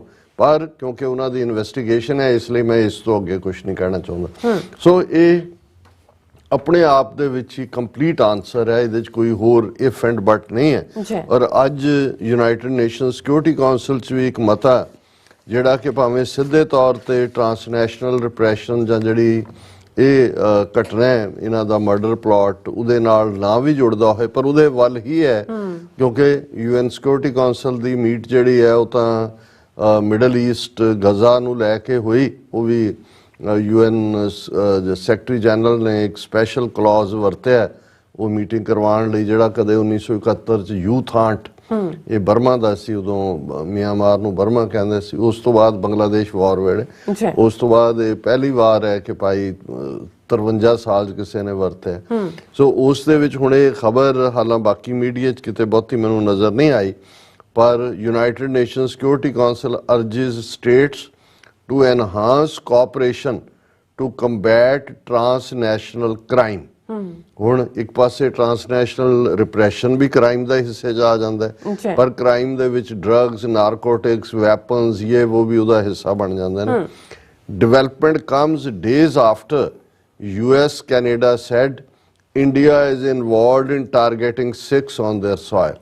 ਹੁਣ ਇਹਦਾ ਮਤਲਬ ਇਹ ਹੈ ਵੀ ਈਵਨ UN ਸਿਕਿਉਰਿਟੀ ਕਾਉਂਸਲ 'ਚ ਵੀ ਇਹਦਾ ਨੋਟਿਸ ਲਿਆ ਗਿਆ। ਉਹਨਾਂ ਨੇ ਕਿਹਾ ਜੀ ਇਹ ਜਿਹੜੀ ਡਿਵੈਲਪਮੈਂਟ ਹੈ, ਯੂਨਾਈਟਿਡ ਨੇਸ਼ਨ ਸਿਕਿਉਰਿਟੀ ਕਾਉਂਸਲ ਨੇ ਇਹ ਇੱਕਦਮ ਬਾਅਦ United Nations Security Council adopting a presidential statement during a day-long open debate has recognized the importance of enhancing international and regional cooperation to counter transnational organized crime. और ये उन्होंने UN president ने security council दे ने गल कही, उन्होंने कहा जी ये एन उस मौके दे उत्ते आया कि जदों के इधर सिख इशू जड़ा वो हाईलाइट होया है और ये जड़े उहदे ते पूरी पहला उन्हें मीडिया ने डिबेट का जिक्र किया है, पन्नू इशू, फाइनेंशियल टाइम, ये वो उन्होंने कहा जी the statement that Security Council adopted expressed concern that transnational crimes may threaten the security of countries on its agenda. ये भी वार्निंग है UN सिक्योरिटी काउंसिल कि जो तुसी ट्रांसनैशनल क्राइम कर रहे हो ये जड़ा उन्हां दा मुल्कां दी सिक्योरिटी नूं खतरा है. The council also called upon all the member states to improve border management and international cooperation to effectively constrain the spread of transnational threats. It further urged the member states to strengthen their judicial, law enforcement and border control capacities and develop their capabilities to investigate armed twisting networks. ਇਹ ਆਪਣੇ ਆਪ ਦੇ ਵਿੱਚ ਹਾਲਾਂ ਇਹਨੂੰ ਅਜੇ ਹੋ ਸਕਦਾ ਹੈ ਵੀਕਐਂਡ ਦੇ ਉੱਤੇ ਜ਼ਿਆਦਾ ਡਿਸਕਸ਼ਨ ਚਾਹੇ, ਪਰ ਇਹ UN ਸਿਕਿਉਰਿਟੀ ਕਾਉਂਸਲ ਦਾ ਇਸ ਮੌਕੇ ਤੇ ਟ੍ਰਾਂਸਨੈਸ਼ਨਲ ਕ੍ਰਾਈਮ ਔਰ ਵਾਰਨਿੰਗ ਇਹ ਵੀ ਆਪਣੇ ਆਪ 'ਚ ਦੱਸਦੀ ਹੈ ਕਿ ਗੱਲ ਜਿਹੜੀ ਹੈ ਇਸ ਵੇਲੇ ਉਹਨੂੰ ਅੰਡਰ ਦਾ ਰਗ ਨਹੀਂ ਪੁੱਟ ਕੀਤਾ ਜਾ ਸਕਦਾ ਜਿਵੇਂ ਇੰਡੀਆ ਚਾਹੁੰਦਾ. ਹਾਲਾਂ ਜਿਵੇਂ ਅਸੀਂ ਕੱਲ੍ਹ ਵੀ ਜ਼ਿਕਰ ਕੀਤਾ ਸੀ ਵੀ ਇਹ ਵੀ ਕਿਤੇ ਨਾ ਕਿਤੇ ਇੰਡੀਆ ਦੇ ਜਿਹੜੇ ਹੁਣ ਸਟ੍ਰੈਟਜੀ ਬਣਾਉਣ ਵਾਲੇ ਨੇ ਵੀ ਅਮਰੀਕਾ ਦੇ ਇਸ ਇਸ਼ੂ ਨਾਲ ਕਿਵੇਂ ਡੀਲ ਕਰਨਾ, ਉਹਦੀਆਂ ਕੀ ਆਪਸ਼ਨਸ ਨੇ, ਉਹ ਅਸੀਂ ਦਾ ਇਕੋਨੋਮਿਸਟ ਨੇ ਵੀ ਇਸ ਦੇ ਉੱਤੇ ਡਿਸਕਸ ਕੀਤਾ ਹੈ ਵੀ ਇੰਡੀਆ ਕੀ ਕਰੇਗਾ ਇਸ ਸਾਰੇ ਚੋਂ ਜਿਹੜਾ ਹੈ ਉਹ ਆਫ ਦਾ ਹੁੱਕ ਹੋਣ ਲਈ, ਉਹ ਵੀ ਅਸੀਂ ਡਿਸਕਸ ਕਰਾਂਗੇ. ਪਰ ਇੱਕ ਪੈਰਲਲ ਜਿਹੜਾ ਇਹਨਾਂ ਨੇ ਕੇਸ ਬਿਲਡ ਕਰਨ ਦੀ ਕੋਸ਼ਿਸ਼ ਕਰ ਲਈ ਹੈ ਜਿਹਨੂੰ ਜੇ ਇਹ ਇੱਕ ਲੰਬੀ ਜਿਹੜੀ ਹੈ ਉਹ ਡਿਪਲੋਮੈਟਿਕ ਫਾਈਟ ਦੇ ਵਿੱਚ ਚਲੀ ਗਈ ਗੱਲ ਤੇ ਫਿਰ ਇਹ ਹੈ India has taken up threats on Indian Parliament made by Khalistani activist Pannu with US Canada. ਹੁਣ ਇੰਡੀਆ ਇਹ ਕਹਿ ਰਿਹਾ ਹੈ, ANI ਨੇ ਨਿਊਜ਼ ਲਾਈ ਹੈ ਕਿ ਜੀ ਇਹ ਜਿਹੜੀਆਂ ਨੇ ਸਾਨੂੰ ਅੱਡ-ਅੱਡ ਮੌਕਿਆਂ ਦੇ ਉੱਤੇ ਜਿਹੜੀਆਂ ਥ੍ਰੈਟਸ ਨੇ ਹੁਣ ਜਿਹੜਾ ਹੈ ਉਹ ਥ੍ਰੈਟ ਆਈ ਹੈ ਵੀ ਕਿ ਵੀ ਪਾਰਲੀਮੈਂਟ ਨੂੰ ਅਸੀਂ ਜਿਹੜਾ ਹੈ ਉਹ ਜਵਾਬ ਦੇਵਾਂਗੇ ਜੋ ਤੁਸੀਂ ਇਹ ਕੀਤਾ. ਸੋ ਉਹਨਾਂ ਨੇ ਇਹ ਸਾਰੇ ਦੇ ਉੱਤੇ ਕਿਹਾ ਕਿ ਵੀ ਇਹ ਏਅਰ ਇੰਡੀਆ ਫਲਾਈਟਸ ਦੇ ਉੱਤੇ ਧਮਕੀ ਹੋਏ ਜਾਂ ਦੂਜਾ ਹੋਏ, ਇਹ ਸਾਰਾ ਜਿਹੜਾ ਫਿਕਰ ਵਾਲਾ ਪਾਰਟ ਹੈ ਔਰ ਅਸੀਂ ਇਹ ਇਸ਼ੂ ਨੂੰ ਜਿਹੜਾ ਹੈ ਅਮਰੀਕਾ ਕੈਨੇਡਾ ਨਾਲ ਚੁੱਕ ਰਹੇ ਹਾਂ ਕਿ ਉਹ ਗੁਰਪਤਵੰਤ ਸਿੰਘ ਪੰਨੂ ਦੇ ਇਸ ਮੁੱਦੇ ਤੇ ਸਾਡੀ ਮਦਦ ਕਰੇ. ਅਜੇ ਇਹ ਨਹੀਂ ਆਇਆ, ਹਾਲਾਂਕਿ ਕੱਲ੍ਹ ਇੱਕ ਦੋ ਮੀਡੀਆ ਨੇ ਐਕਸਟ੍ਰੈਡੀਸ਼ਨ ਟ੍ਰੀਟੀ ਦੀ ਗੱਲ ਕੀਤੀ ਸੀ ਲੇਕਿਨ ਇਸ ਬਾਰੇ ਐਸਾ ਕੁਛ ਨਹੀਂ ਆਇਆ ਹੈ ਕਿ ਇਹ ਜਿਹੜਾ ਹੈ ਉਹਨਾਂ ਨੇ ਕੋਈ ਐਕਸਟ੍ਰੈਡੀਸ਼ਨ ਟ੍ਰੀਟੀ ਦੇ ਥੱਲੇ ਉਹਨਾਂ ਦੀ ਹਵਾਲਗੀ ਦੀ ਮੰਗ ਕੀਤੀ ਹੋਏ. ਲੇਕਿਨ ਮੈਨੂੰ ਲੱਗਦਾ ਵੀ ਕੇਸ ਇਹ ਉਸ ਪਾਸੇ ਹੀ ਬਿਲਡ ਕਰ ਰਹੇ ਨੇ ਔਰ ਇਹ ਕਿਉਂਕਿ ਅੱਜ ਜਿਹੜੀਆਂ ਖਬਰਾਂ ਨੇ ਉਹਨਾਂ 'ਚ India seeks US help to prosecute Gurpatwant Singh Pannu, flag concern over terrorist threat to Air India, parliament ਔਰ ਉਹਨਾਂ ਨੇ ਕਿਹਾ ਜੀ ਇਹ FBI ਚੀਫ ਦੀ ਵਿਜ਼ਿਟ ਨਾਲ ਇਹਦਾ ਕੋਈ ਤਾਲੁਕ ਨਹੀਂ ਹੈ, ਅਸੀਂ ਤਾਂ ਆਪਣੀ ਜਿਹੜੀ ਆ ਉਹ ਮਦਦ ਮੰਗ ਰਹੇ ਹਾਂ. ਹੁਣ ਮੈਨੂੰ ਇਹ ਲੱਗਦਾ ਕਿ ਵੀ ਜਦੋਂ ਇਸ ਕਿਸਮ ਦਾ ਪਾਰਟ ਹੁੰਦਾ ਤੇ ਰਸ਼ੀਆ ਲਈ ਜਾਂ ਚਾਈਨਾ ਲਈ ਇਸ ਤੋਂ ਵਧੀਆ ਤਾਂ ਹੋਰ ਕੋਈ ਸਿਨੈਰੀਓ ਨਹੀਂ ਹੋਏਗਾ ਕਿਉਂਕਿ ਜਿਵੇਂ ਇੰਡੀਆ ਅਮਰੀਕਾ ਦੇ ਬਿਲਕੁਲ ਕਰੀਬ ਆ ਕੇ ਕੁਆਡ ਦਾ ਮੈਂਬਰ ਬਣ ਗਿਆ ਸੀ ਔਰ ਅਮਰੀਕਨ ਹਥਿਆਰ ਖਰੀਦਣ ਲੱਗ ਗਿਆ ਸੀ ਤੇ ਰਸ਼ੀਆ ਜਿਹੜਾ ਹੈ ਉਹ ਭਾਵੇਂ ਰਸ਼ੀਅਨ ਆਇਲ ਉਹਨੇ ਬਾਏ ਕੀਤਾ, ਉਹਨੂੰ ਇਕਨੋਮਿਕਲੀ ਜਿਹੜਾ ਸਟਰੋਂਗਰ ਰੱਖਿਆ ਇਹ ਸਾਰੇ ਪੀਰੀਅਡ ਜਦੋਂ ਯੂਰਪ ਦੀਆਂ ਜਾਂ ਅਮਰੀਕਾ ਦੀਆਂ ਸੈਂਕਸ਼ਨਸ ਉਸ ਦੇ ਉੱਤੇ ਲੱਗੀਆਂ ਹੋਈਆਂ ਸੀ. ਲੇਕਿਨ ਇਹਦੇ ਬਾਵਜੂਦ ਇਹ ਜਿਹੜਾ ਹੈ ਭਾਰਤ ਦਾ ਜਿਹੜਾ ਅਮਰੀਕਾ ਔਰ ਇਜ਼ਰਾਈਲ ਤੋਂ ਹਥਿਆਰ ਖਰੀਦਣ ਦਾ ਜਿਹੜਾ ਪਾਰਟ ਸੀ ਰਸ਼ੀਆ ਨੂੰ ਲੌਂਗ ਟਰਮ ਲੱਗਦਾ ਸੀ ਵੀ ਸਾਡਾ ਕਸਟਮਰ ਜਿਹੜਾ ਸਾਡੇ ਹੱਥੋਂ ਨਿਕਲ ਗਿਆ. ਤੇ ਹੁਣ ਜਦੋਂ ਕਿ ਮੋਦੀ ਐਨ ਜਿਵੇਂ ਉਹ ਵਾੜ 'ਚ ਬਿੱਲਾ ਫਸਿਆ ਹੁੰਦਾ ਉਵੇਂ ਫਸਿਆ ਹੋਇਆ ਤੇ ਹੁਣ ਕੌਣ ਆਏਗਾ ਫਿਰ ਬਿੱਲੇ ਨੂੰ ਕੱਢਣ, ਬਿੱਲੇ ਦੇ ਯਾਰ ਹੀ ਆਉਣਗੇ. ਤੇ ਉਹਦੇ ਤੇ ਪੁਤਿਨ ਨੇ ਜਿਹੜਾ ਇੱਕ ਟਵੀਟ ਕੀਤਾ, ਉਹਨੇ ਕਿਹਾ ਕਿ ਜੀ Indian prime minister Narendra Modi can not be forced into acting against the national interest of India.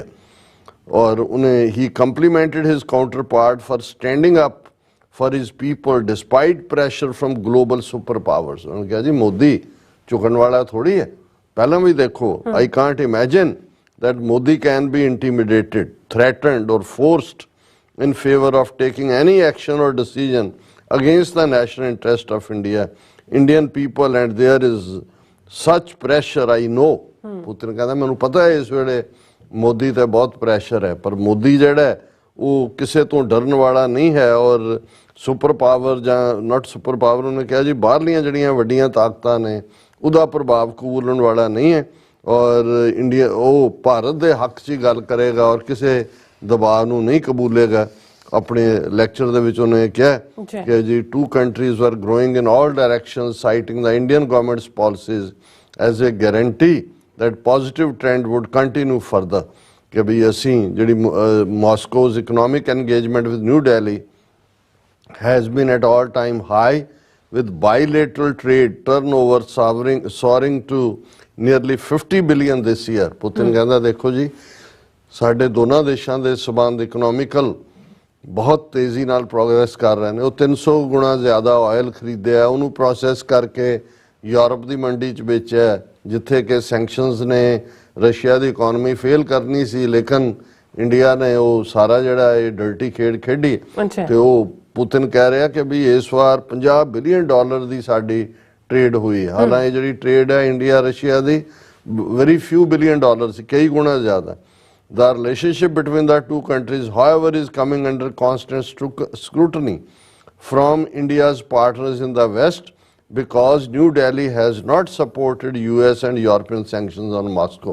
उन्होंने कहा जी ये हुण वैस्ट और अमरीका दबाव बना रहा है और ये जड़े ने इस दे उत्ते मोदी झुकण वाला नहीं है। रशियन ऑयल दे 80% ईयर ऑन ईयर अगों पूरी डिटेल है भी किन्ने बैरल जांदी सी तो हुण किन्ने बैरल है जी। लेकिन ये तां इनू अंग्रेजी कहंदे ने to fish in the troubled waters, कि बई जदों पानी दे विच हुंदा है ਉਹਦੇ 'ਚ ਤੁਸੀਂ ਫਿਰ ਮੱਛੀ ਫੜਨ ਦਿਓ ਕਿ ਵੀ ਸ਼ਾਇਦ ਤੁਹਾਡਾ ਦਾ ਵੀ ਲੱਗ ਜਾਏ।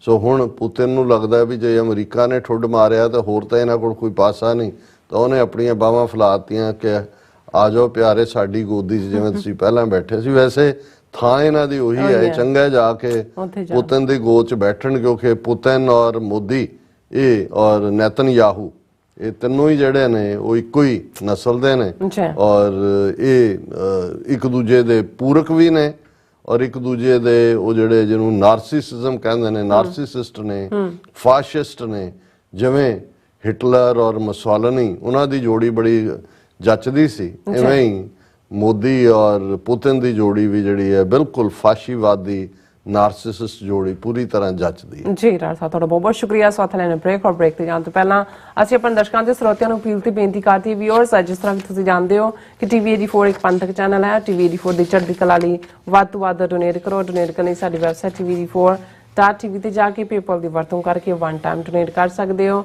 ਮੰਥਲੀ ਡੋਨੇਟ ਵੀ ਕਰ ਸਕਦੇ ਹੋ। ਤੁਸੀਂ TV 84 ਦੇ ਨਾਮ ਤੇ ਚੈੱਕ ਬਣਾ ਕੇ ਸਾਨੂੰ ਮੇਲ ਵੀ ਕਰ ਸਕਦੇ ਹੋ ਸਾਡੇ ਇਸ ਪਤੇ ਤੇ 36-01 37th Avenue ਲੌਂਗ ਆਈਲੈਂਡ ਸਿਟੀ ਨਿਊਯਾਰਕ 11101 USA, ਜਾਂ ਫਿਰ ਤੁਸੀਂ ਸਾਨੂੰ ਫੋਨ ਰਾਹੀਂ ਵੀ ਸੰਪਰਕ ਕਰ ਸਕਦੇ ਹੋ 5166191984। ਤੁਸੀਂ ਸਾਨੂੰ ਈਮੇਲ ਵੀ ਕਰ ਸਕਦੇ ਹੋ info@tv84.tv ਤੇ। ਅਸੀਂ ਤੁਹਾਡੇ ਤਹਿ ਦਿਲ ਤੋਂ ਸ਼ੁਕਰਗੁਜ਼ਾਰ ਹੋਵਾਂਗੇ। ਸੋ ਥਲੇ ਨੇ ਬ੍ਰੇਕ ਵੀਅਰਸ, ਤੁਸੀਂ ਸਾਨੂੰ ਇਸੇ ਤਰ੍ਹਾਂ ਬਣੇ ਰਹਿਣਾ। ਮਿਲਦੇ ਹਾਂ ਆਫਟਰ ਦਿਸ ਸ਼ਾਰਟ ਬ੍ਰੇਕ।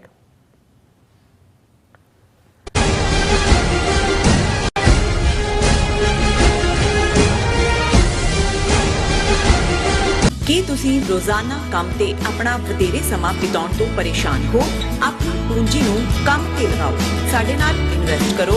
ਅਸੀਂ ਤੁਹਾਡੀ ਪੂੰਜੀ ਤੋਂ ਤੁਹਾਡੇ ਲਈ ਵਧੇਰੇ ਪੈਸੇ ਬਣਾ ਸਕਦੇ ਹਾਂ। ਅਸੀਂ ਪ੍ਰਾਈਵੇਟ ਇਕੁਇਟੀ ਇਨਵੈਸਟਮੈਂਟ ਫਰਮ ਹਾਂ ਤੇ ਕਮਰਸ਼ੀਅਲ ਰੀਅਲ ਏਸਟੇਟ ਵਿੱਚ ਮਾਹਿਰ ਹਾਂ। Property management, leasing, asset management, commercial real estate investment ਵਿੱਚ ਸਾਰੀਆਂ ਸੇਵਾਵਾਂ ਲਈ ਅਮਰੀਕਾ ਭਰ ਵਿੱਚੋਂ ਤੁਸੀਂ ਸਾਡੇ ਤੱਕ ਪਹੁੰਚ ਕਰ ਸਕਦੇ ਹੋ। ਆਜ਼ਾਦ ਕਮਰਸ਼ੀਅਲ ਰੀਅਲਟੀ ਸਰਵਿਸਿਜ਼ ਤੇ Azad family trust 701 North Port Oak Road, suite number 204, Houston, Texas. ਤੁਸੀਂ ਸਾਨੂੰ ਸਾਡੇ ਫੋਨ ਨੰਬਰ 713-686 1277 ਤੇ ਵੀ ਸੰਪਰਕ ਕਰ ਸਕਦੇ ਹੋ। Azad commercial realty services. Signature truck service route 81 ਉੱਤੇ ਐਗਜ਼ਿਟ 235 ਤੇ ਟਰੱਕਰ ਵੀਰਾਂ ਲਈ 24 ਘੰਟੇ ਰੋਡ ਸਰਵਿਸ ਦੀ ਸੁਵਿਧਾ ਮੌਜੂਦ। Heavy duty repair, oil change, ਪੁਰਾਣੇ ਅਤੇ ਨਵੇਂ tyre, computer diagnostic, DPF cleaning, brake service ਜਾਂ ਰਸਤੇ ਵਿੱਚ ਆਈ ਹਰ ਤਰ੍ਹਾਂ ਦੀ ਰਿਪੇਅਰ ਪ੍ਰੋਫੈਸ਼ਨਲ ਟੀਮ ਵੱਲੋਂ ਕੀਤੀ ਜਾਂਦੀ ਹੈ। ਬ੍ਰੇਕਫਾਸਟ, ਲੰਚ ਅਤੇ ਡਿਨਰ ਲਈ ਪੰਜਾਬੀ ਢਾਬੇ ਦਾ ਆਨੰਦ ਵੀ ਮਾਣੋ। ਡਰਾਈਵਰ ਅਤੇ ਟਰੱਕ ਆਪਰੇਟਰ ਵੀਰ ਡਿਸਪੈਚ ਦੀ ਸਰਵਿਸ ਲਈ ਸਾਡੇ ਨਾਲ ਸੰਪਰਕ ਕਰਨ। Signature truck service 58 triangle drive, Weyers Cave, Virginia 24486।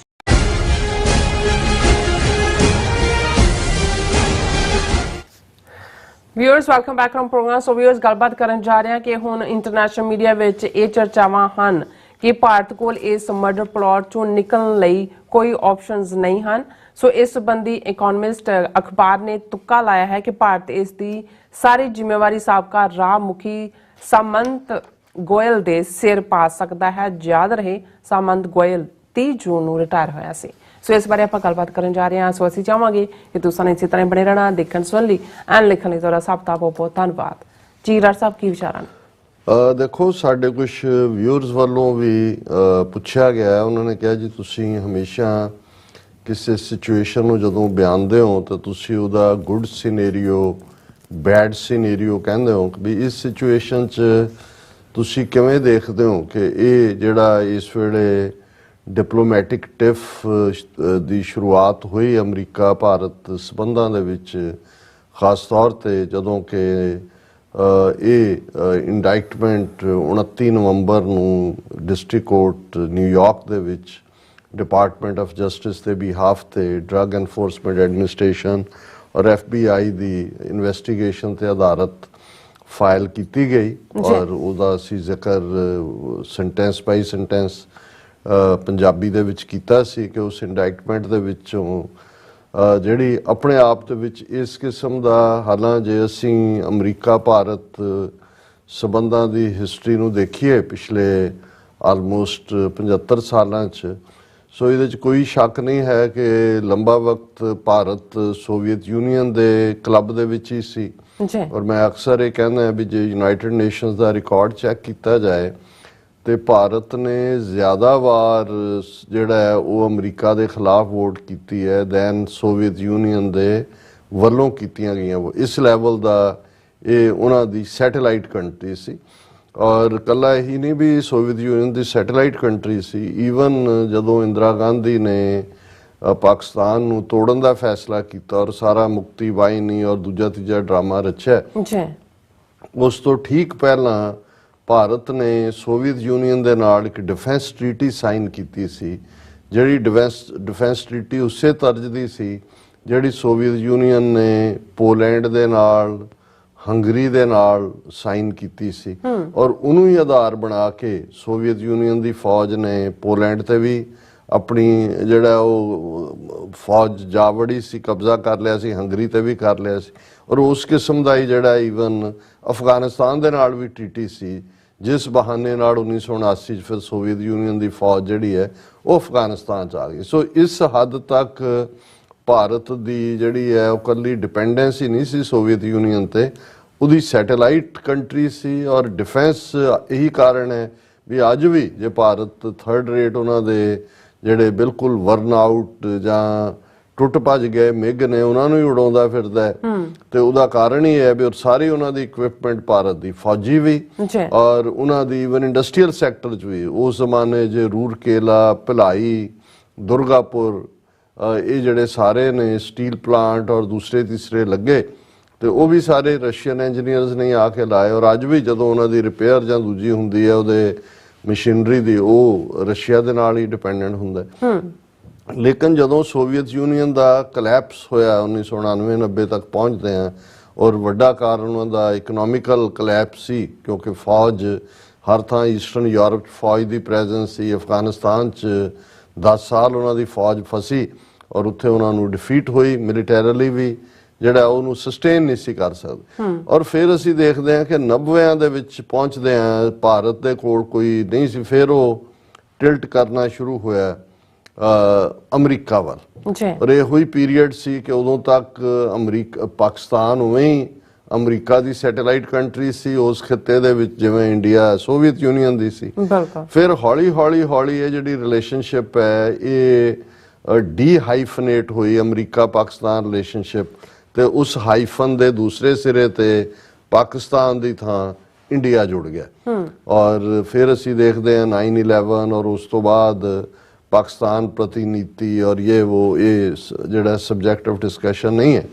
ਪਰ ਅਸੀਂ ਇਹ ਦੇਖ ਰਹੇ ਹਾਂ ਕਿ ਵੀ ਅੱਜ ਜਦੋਂ ਗੁੱਡ ਸਿਨੇਰੀਓ ਬੈਡ ਸਿਨੇਰੀਓ ਦੀ ਗੱਲ ਹੁੰਦੀ ਹੈ ਕਿ ਇਹ ਜਿਹੜਾ ਕ੍ਰਾਈਸਿਸ ਅੱਜ ਖੜਾ ਹੋਇਆ ਇਵੇਂ ਪਹਿਲਾਂ ਕਦੇ ਨਹੀਂ ਹੋਇਆ ਕਿ ਪਬਲਿਕ ਸ਼ੇਮ ਅਮਰੀਕਾ ਨੇ ਦਿੱਤੀ ਹੋਏ ਭਾਰਤ ਕੀ ਕਿਸੇ ਨੂੰ ਵੀ। ਬੇਸ਼ੱਕ ਜਿਹੜਾ ਮਰਡਰ ਸਾਊਦੀ ਅਰੇਬੀਆ ਦਾ ਜਿਹੜਾ ਹਾਲਾਂ ਉਹਦਾ ਵੀ ਸਬੰਧ ਰਾਇਲ ਫੈਮਿਲੀ ਨਾਲ ਸੀ, ਮਿਸਟਰ ਖੁਸ਼ਕੋਈ ਗ੍ਰੀਨ ਕਾਰਡ ਹੋਲਡਰ ਸੀ, ਵਾਸ਼ਿੰਗਟਨ ਪੋਸਟ ਦਾ ਕਾਲਮਨਿਸਟ ਸੀ, ਔਰ ਉਹਨੂੰ ਕਿਵੇਂ ਉਹਨੇ ਸਾਊਦੀ ਅਰੇਬੀਆ ਦੇ ਕਰਾਊਨ ਪ੍ਰਿੰਸ ਦੇ ਹੁਕਮਾਂ ਥੱਲੇ ਟਰਕੀ ਦੇ ਵਿੱਚ ਜਿਹੜਾ ਉਹਨਾਂ ਦੀ ਸਾਊਦੀ ਐਮਬੈਸੀ 'ਚ ਟੁਕੜੇ ਕਰਕੇ ਮਾਰਿਆ ਗਿਆ।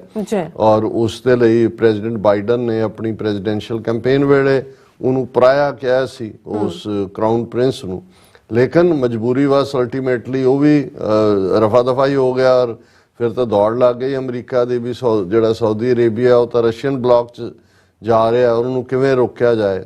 ਸੋ ਉਹ ਸਾਰਾ ਹੋ ਗਿਆ। ਹੁਣ ਇੱਕ ਪਾਸਾ ਤਾਂ ਇਹ ਹੈ ਜਿਹੜੇ ਕਹਿੰਦੇ ਨੇ ਕਿ ਭਾਈ ਇਹ ਜਿਹੜਾ ਪਾਰਟ ਹੈ ਅਮਰੀਕਾ ਕਿੱਥੋਂ ਤੱਕ ਜਾਏਗਾ, ਕਿਸ ਹੱਦ ਤੱਕ ਭਾਰਤ ਨੂੰ ਜਵਾਬਦੇਹ ਬਣਾਉਣ ਲਈ।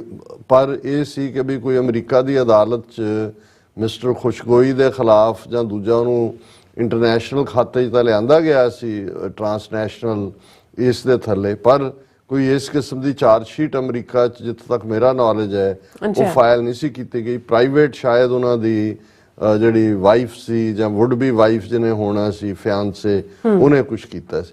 ਇਹ ਪਹਿਲੀ ਵਾਰ ਹੋਇਆ ਕਿ ਫੁੱਲ ਪਬਲਿਕ ਗਲੇਅਰ ਦੇ ਵਿੱਚ। ਫਿਰ ਕੋਈ ਇਸ਼ੂ ਕਰੰਟ ਮੈਮਰੀ ਦੇ ਵਿੱਚ ਜਿੰਨੀ ਦੇਰ ਤੋਂ ਜਿਹੜਾ ਅਸੀਂ ਵੀ ਐਕਟੀਵਿਟੀ 30-35 ਸਾਲ ਤੋਂ ਹੈ ਕਿ ਜਿਹਦੇ 'ਚ ਵਿਦਿਨ 8-9 ਦਿਨਾਂ 'ਚ ਅਮਰੀਕਾ ਦਾ ਇੱਕ ਤੋਂ ਬਾਅਦ ਇੱਕ ਹਾਇਰ ਆਫੀਸ਼ੀਅਲ ਉਹਨੇ ਕਿਸੇ ਮੁਲਕ ਦਾ ਦੌਰਾ ਕੀਤਾ ਹੋਏ ਔਰ ਉਸ ਦੇ ਉੱਤੇ ਪ੍ਰੈਸ਼ਰ ਬਿਲਡ ਕੀਤਾ ਹੋਏ ਮੁਲਕ ਦੇ ਪਾਲਿਸੀ ਮੇਕਰਸ ਦੇ ਕਿ ਜੀ ਇਸ ਬਾਰੇ ਜਵਾਬਦੇਹੀ ਕਰੋ। ਫਿਰ ਅਸੀਂ ਜਦੋਂ ਇਸ ਸਾਰਿਆਂ ਨੂੰ ਦੇਖਦੇ ਹਾਂ ਕਿ ਵੀ ਇਸ ਲੈਵਲ ਦਾ ਆਪਰੇਸ਼ਨ ਜਿਹਦੇ 'ਚ ਕਿ ਡਾਇਰੈਕਟ ਜਿਹੜਾ ਇੱਕ ਤਾਂ ਹੁੰਦਾ ਕਿ ਕੋਈ ਪਲਾਟ ਅਨਪਲੱਗ ਹੋਣਾ ਜਾਂ ਜਿਹਦੇ 'ਚ ਜਿਹੜਾ ਉਹ ਹਿਟਮੈਨ ਹਾਇਰ ਕਰ ਰਹੇ ਨੇ ਉਹ ਨਿਖਿਲ ਗੁਪਤਾ ਕਰ ਰਿਹਾ, ਉਹ ਅਮਰੀਕਾ ਦਾ ਆਪਣੇ ਉਹਨਾਂ ਦਾ ਹੀ ਜਿਹੜਾ ਉਹ ਹਿੱਸਾ ਹੈ। ਔਰ ਇਸ ਸਾਰੇ ਦੇ ਥੱਲੇ ਇਹਦੇ 'ਚ ਤਾਂ ਕੋਈ ਸ਼ੱਕ ਨਹੀਂ ਹੈ, ਇਹ ਤਾਂ ਉਹਨਾਂ ਦੇ ਈਵਨ ਇੰਡੀਆ ਦੇ ਐਨਾਲਿਸਟ ਵੀ ਕਹਿ ਰਹੇ ਨੇ ਕਿ ਫੂਲ ਪ੍ਰੂਫ ਕੇਸ ਹੈ।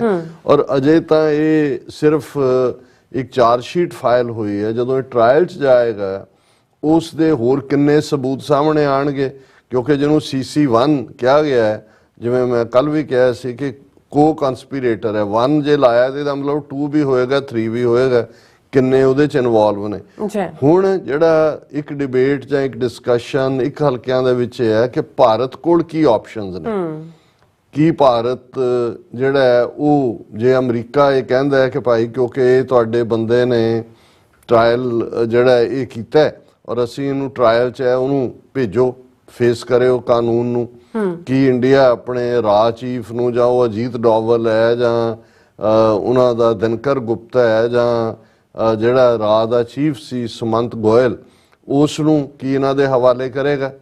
ਦੂਸਰਾ ਪਾਰਟ ਇਹ ਹੈ ਵੀ ਕੀ ਅਮਰੀਕਾ ਇਸ ਨੂੰ ਸਿਰਫ ਇੱਕ ਹੱਦ ਤੱਕ ਵਰਤੋਂ ਤੋਂ ਬਾਅਦ ਕੋਈ ਪੋਲੀਟੀਕਲ ਕੰਸੈਸ਼ਨ ਭਾਰਤ ਨੂੰ ਰਸ਼ੀਆ ਤੋਂ ਡਿਸਟੈਂਸ ਕਰਨਾ ਜਾਂ ਦੂਜਾ ਉਹ ਵੀ ਅਸੀਂ ਜ਼ਿਕਰ ਕਰਾਂਗੇ, ਸਾਡੇ ਵੀਰ ਸਵਿੰਦਰ ਸਿੰਘ ਥਾਂਦੀ ਜੀ ਨੇ ਸਾਨੂੰ ਲਿਖਿਆ, ਉਸ ਵੱਲ ਜਾਏਗਾ।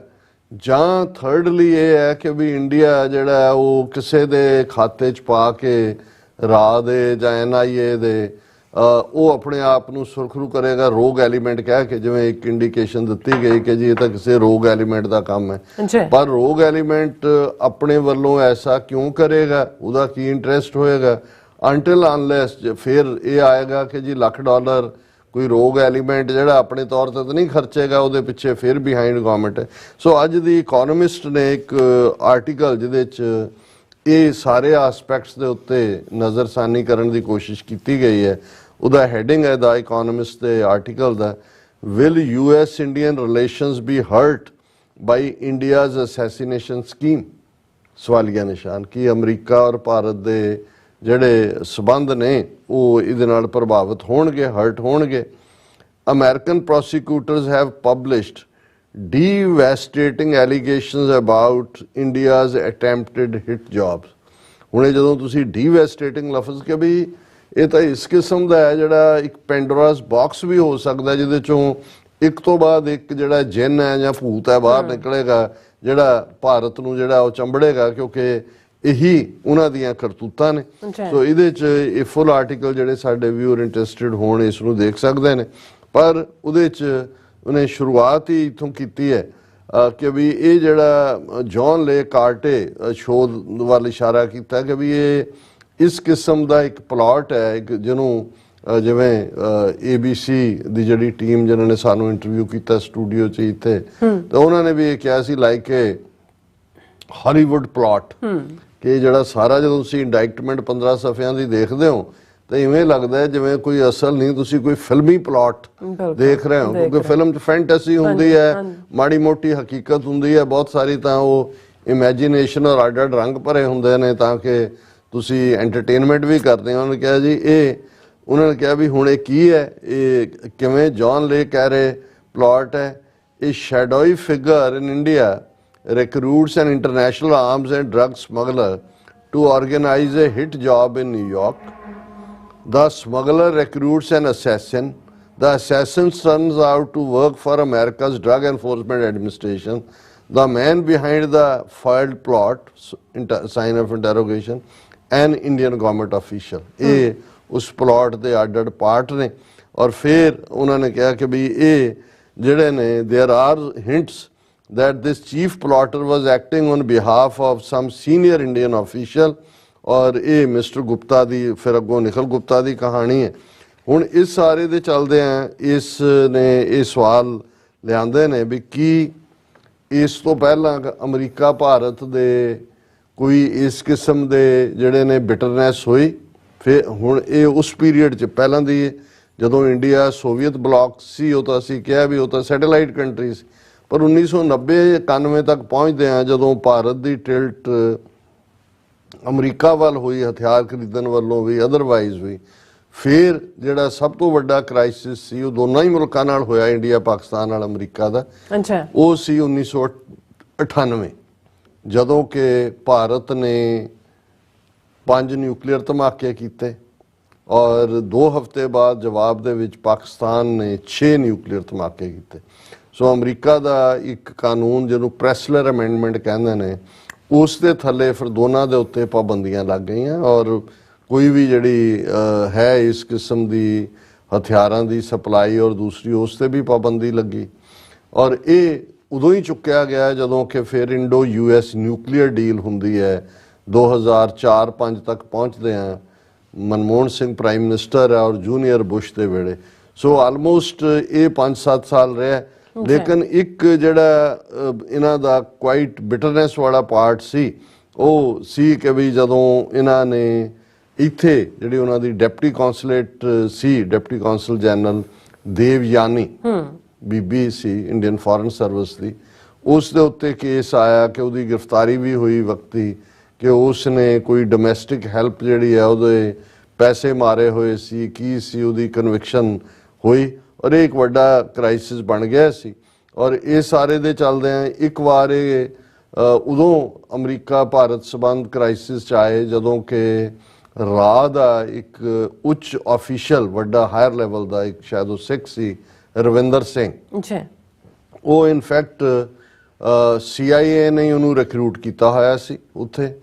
ਔਰ ਜਦੋਂ ਇੰਡੀਆ ਦੇ ਵਿੱਚ ਜਿਹੜਾ ਉਹ ਕਵਰ ਉਹਦਾ ਲੱਥ ਗਿਆ, ਪਤਾ ਲੱਗ ਗਿਆ, ਤੇ ਫਿਰ CIA ਨੇ ਉਹਨੂੰ ਵਾਇਆ ਨੇਪਾਲ ਅਮਰੀਕਾ ਦੇ ਵਿੱਚ ਲੈ ਆਏ ਸੀ। ਔਰ ਉਦੋਂ ਇੰਡੀਆ ਔਰ ਅਮਰੀਕਾ ਦੇ ਚੱਲ ਰਹੇ ਸੀ ਵੀ ਹਵਾਲੇ ਕਰੋ ਇਹ ਉਹ।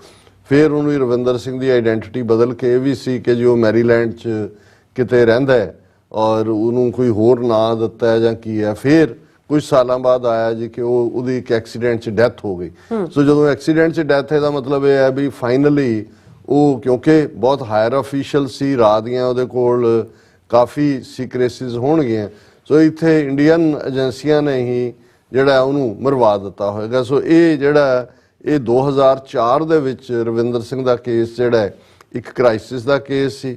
1998 ਦੇ ਵਿੱਚ ਜਦੋਂ ਅਸੀਂ ਨਿਊਕਲੀਅਰ ਧਮਾਕੇ ਕੀਤੇ ਨੇ ਉਦੋਂ ਦਾ ਸੀ, ਤੇ 2013 ਦੇ ਵਿੱਚ ਜਿਹੜਾ ਦੇਵਯਾਨੀ ਖੋਬਰਾ ਗੇਟ ਸੀ, India deputy consul general, visa fraud ਔਰ ਮਿਸ ਟ੍ਰੀਟਮੈਂਟ ਆਫ ਸਟਾਫ, ਇਹ ਦੋ ਇਸ਼ੂ ਸੀ ਜਿਹਦੇ ਥੱਲੇ ਫਿਰ ਫਾਈਨਲੀ ਉਹਨੂੰ ਵਾਪਸ ਤੋੜ ਦਿੱਤਾ ਸੀ ਅਮਰੀਕਾ ਨੇ, ਜਿਹੜਾ ਕੱਢਤਾ ਸੀ ਬਾਹਰ ਉਸ ਨੂੰ। ਪਰ ਉਸ ਦੇ ਉੱਤੇ ਜੋ ਇੱਥੇ ਚਾਰਜ ਵਗੈਰਾ ਸੀ ਉਹ ਡਿਪਲੋਮੈਟਿਕ ਕਮਿਊਨਿਟੀ ਦਾ, ਤੇ ਇਹ ਉਹ ਕਰਕੇ ਇਹ ਸਾਰਾ ਰਿਹਾ। ਹੁਣ ਜਿਹੜਾ ਇਹ ਇਕੋਨੋਮਿਸਟ ਡਿਸਕਸ ਕਰ ਰਿਹਾ, ਉਹਨੇ ਕਿਹਾ ਜੀ ਇੱਦਾਂ ਦੇ ਜਿਹੜੇ ਡਿਫਰੈਂਸਿਸ ਸੀ ਉਹ ਡਿਫਰੈਂਟ ਸੀ, ਪਰ ਇਸ ਸਾਰੇ ਦੇ ਬਾਵਜੂਦ ਜਦੋਂ ਉਹਨਾਂ ਨੇ ਹੁਣ ਦੇ ਸਾਲਾਂ ਦੇ ਵਿੱਚ ਬਹੁਤ ਸਾਰੀ ਦੋਨਾਂ ਦੀ ਇਨਵੈਸਟਮੈਂਟ ਹੈ ਡਿਫੈਂਸ ਦੇ ਵਿੱਚ, ਟ੍ਰੇਡ 'ਚ, ਟੈਕਨੋਲੋਜੀ 'ਚ, ਇਸੇ ਲਈ ਇਹ ਜਿਹੜਾ ਕ੍ਰਾਈਸਿਸ ਪੈਦਾ ਹੋਇਆ ਹੈ, ਦੋਨੋਂ ਹੀ ਮੁਲਕ ਬੜੇ ਕੇਅਰਫੁਲੀ ਟ੍ਰੈਡ ਕਰ ਰਹੇ ਨੇ। ਅਮਰੀਕਾ ਨੇ ਵੀ ਇੰਡੀਆ ਨੂੰ ਟਾਈਮ ਦਿੱਤਾ ਹੈ, ਇੰਡੀਆ ਨੇ ਵੀ ਕੈਨੇਡਾ ਵਾਂਗ ਇਹਨੂੰ ਆਊਟਰਾਈਟ ਰਿਜੈਕਟ ਨਹੀਂ ਕੀਤਾ, ਜਿਵੇਂ ਕੈਨੇਡਾ ਦੇ ਇਸ਼ੂ ਨੂੰ ਜਿਹੜਾ ਨਿੱਜਰ ਕਤਲ ਨੂੰ ਇੰਡੀਆ ਨੇ ਰਿਜੈਕਟ ਕੀਤਾ, ਉਹਨਾਂ ਨੇ ਕਿਹਾ ਸੀ ਕਮੇਟੀ ਬਣਾਈ। ਅਮਰੀਕਾ ਨੇ ਵੀ ਕਿਹਾ ਜੀ we are not jumping the gun, we are waiting for the report of the investigative committee। ਪਰ ਉਹਦੇ 'ਚ ਉਹਨਾਂ ਨੇ ਕਿਹਾ ਵੀ ਬੇਸ਼ੱਕ ਬੜੀ ਇਹ ਸਕੇਦਿੰਗ ਇੰਡਾਇਕਟਮੈਂਟ ਹੈ ਜਿਹੜੀ 15 ਸਫ਼ਿਆਂ ਦੀ ਹੈ, ਪਰ ਉਹਦੇ 'ਚ ਵੀ ਇੱਕ ਰਸਤਾ ਰੱਖਿਆ ਹੋਇਆ, but the indictment carefully avoids blaming India's government as a whole, ਕਿ ਉਹਨਾਂ ਨੇ ਡਾਇਰੈਕਟਲੀ ਇੰਡੀਅਨ ਗਵਰਨਮੈਂਟ ਨੂੰ ਬਲੇਮ ਨਹੀਂ ਕੀਤਾ। ਉਹਨਾਂ ਨੇ ਕਿਹਾ ਕਿ ਇੰਡੀਅਨ ਗਵਰਨਮੈਂਟ EMPLOYE, ਹੁਣ ਉਹ ਉਹਨਾਂ ਨੇ ਰਾਹ ਰੱਖ ਲਿਆ ਹੋਇਆ ਕਿ ਵੀ ਜੇ ਇੰਡੀਆ ਨੇ ਆਪਣਾ ਖਹਿੜਾ ਛਡਾਉਣਾ ਹੈ, ਔਰ ਉਹਨਾਂ ਨੇ ਕਿਹਾ ਜੀ ਹੁਣ ਜੇ ਤੁਸੀਂ ਇੰਡੀਅਨਸ ਦੀ ਗੱਲ ਦੇਖੋ ਤੇ ਉਹਨਾਂ ਦੇ ਅੱਡ-ਅੱਡ ਰਵੱਈਏ ਨੇ। ਕੁਛ ਦਾ ਤਾਂ ਇਹ ਹੈ ਕਿ ਜੀ US ਵਾਂਟਸ ਟੂ ਡਿਸਪਲਿਨ ਅਸ, ਕਿਉਂਕਿ ਅਸੀਂ ਹੁਣ ਸੈਲਫ ਆਤਮ ਨਿਰਭਰ ਹੋ ਰਹੇ ਹਾਂ, ਅਮਰੀਕਾ ਸਾਨੂੰ ਟਿਕਾਣੇ ਲਾਉਣਾ ਚਾਹੁੰਦਾ ਹੈ। So something that could have been sorted out across the table has been splashed everywhere. They nurtured A terrorist, ਵੀ ਇਹ ਇੰਡੀਆ ਦਾ ਇੱਕ ਕਲਾਸ ਜਿਹੜੀ ਆ ਇਹ ਕਹਿ ਰਹੀ ਹੈ ਕਿ ਦੇਖੋ, ਔਰ ਇਹ ਵਿਕਰਮ ਸੂਦ ਕਹਿ ਰਿਹਾ ਜਿਹੜਾ ਖੁਦ ਰਾਹ ਦਾ ਸਾਬਕਾ ਚੀਫ ਰਿਹਾ, ਕਿ ਜੀ ਉਹ ਇਸ ਮਾਮਲੇ ਨੂੰ ਬਿਹਾਈਂਡ ਦਾ ਡੋਰ ਵੀ ਕਰ ਸਕਦੇ ਸੀ, ਪਰ ਉਹ ਭਾਰਤ ਨੂੰ ਜਿਹੜਾ ਨੀਵਾਂ ਦਿਖਾਉਣਾ ਚਾਹੁੰਦੇ ਨੇ, ਔਰ ਉਹਨਾਂ ਨੇ ਸਾਰੇ ਮਹੱਲੇ 'ਚ ਦਾ ਪ੍ਰਚਾਰ ਕੀਤਾ।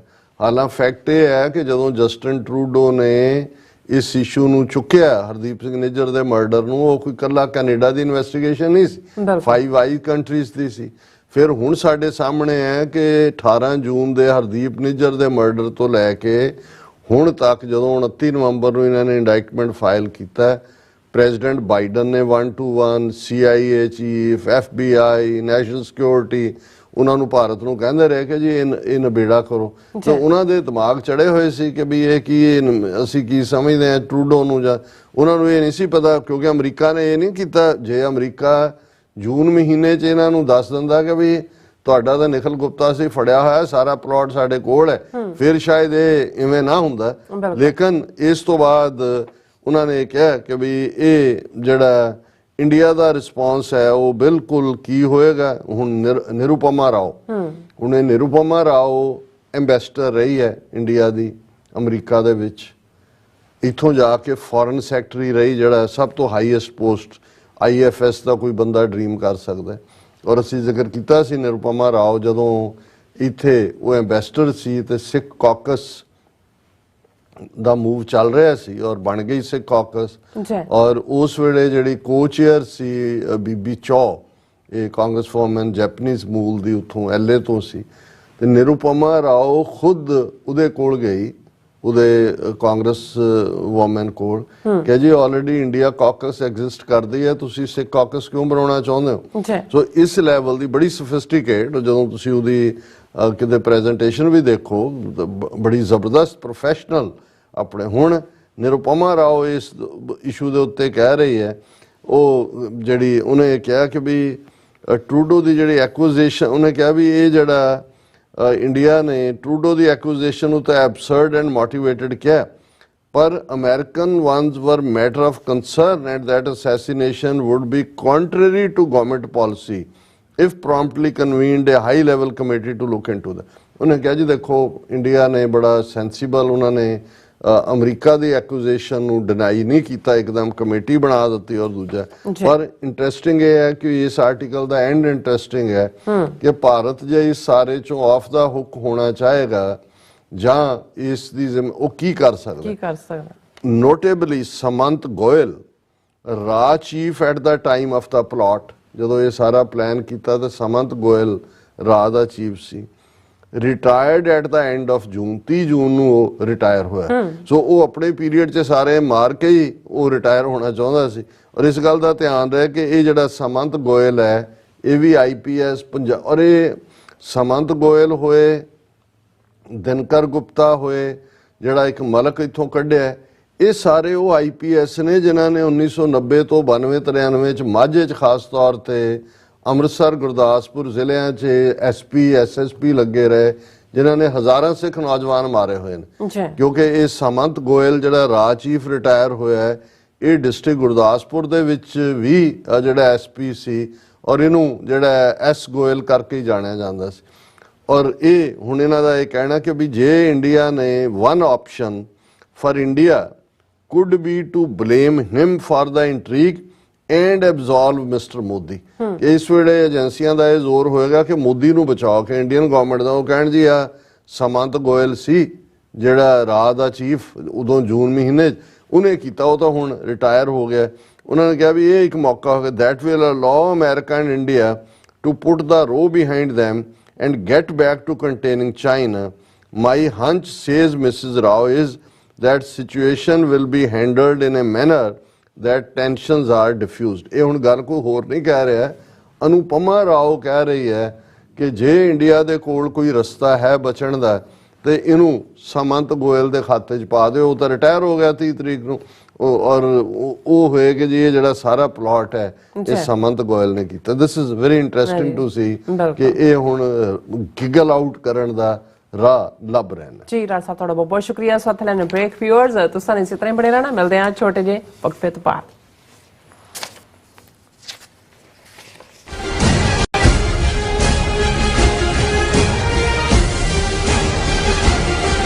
ਕੀ ਤੁਸੀਂ ਆਪਣੇ ਟੈਕਸਿਸ ਨੂੰ ਲੈ ਕੇ ਚਿੰਤਤ ਹੋ? ਤੁਸੀਂ ਆਪਣੀ ਕਮਾਈ ਲਈ ਮਿਹਨਤ ਕਰਦੇ ਹੋ, ਭਾਵੇਂ ਤੁਸੀਂ ਨੌਕਰੀ ਵਿੱਚ ਹੋਵੋ ਜਾਂ ਆਪਣਾ ਬਿਜ਼ਨਸ ਚਲਾਉਂਦੇ ਹੋ। ਜਦੋਂ ਟੈਕਸ ਭਰਨ ਦਾ ਸਮਾਂ ਆਉਂਦਾ ਤਾਂ ਤੁਹਾਨੂੰ ਇੱਕ ਭਰੋਸੇਯੋਗ ਟੈਕਸ ਅਕਾਊਂਟੈਂਟ ਦੀ ਲੋੜ ਹੈ ਜੋ ਟੈਕਸ ਬੈਲੈਂਸ ਦਾ ਤੁਹਾਡੇ ਪੱਖ ਵਿੱਚ ਜਾਣਾ ਯਕੀਨੀ ਬਣਾਵੇ। ਸਿਆਟਲ ਦੀ ਜਾਣੀ ਪਛਾਣੀ company accurate accountants and taxes ਤੁਹਾਡੀ ਸੇਵਾ ਵਿੱਚ ਹਾਜ਼ਰ ਹੈ। ਅਸੀਂ ਹਰ ਤਰ੍ਹਾਂ ਦੇ ਟੈਕਸ ਭਰਨ ਵਿੱਚ ਤੁਹਾਡੀ ਮਦਦ ਕਰਾਂਗੇ।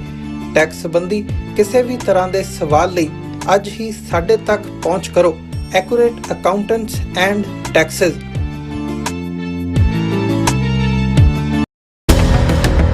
ਜੋ ਵਾਪਰਦਾ ਹੈ ਉਹ ਦਿਸਦਾ ਹੈ, ਉਸ ਦੇ ਪਿੱਛੇ ਬੜਾ ਕੁਝ ਅਣਦਿਸਿਆ ਰਹਿੰਦਾ ਹੈ। ਉਸ ਸੱਚ ਨੂੰ ਉਜਾਗਰ ਕਰਨ ਲਈ ਮੈਂ ਸੁਖਵਿੰਦਰ ਸਿੰਘ ਆ ਰਿਹਾ ਖਾਸ ਪ੍ਰੋਗਰਾਮ ਦਾ ਫਾਲਟ ਲਾਈਨਸ ਲੈ ਕੇ TV 84 ਤੇ ਸੋਮਵਾਰ ਤੋਂ ਸ਼ੁੱਕਰਵਾਰ ਰਾਤ 9:30 ਵਜੇ।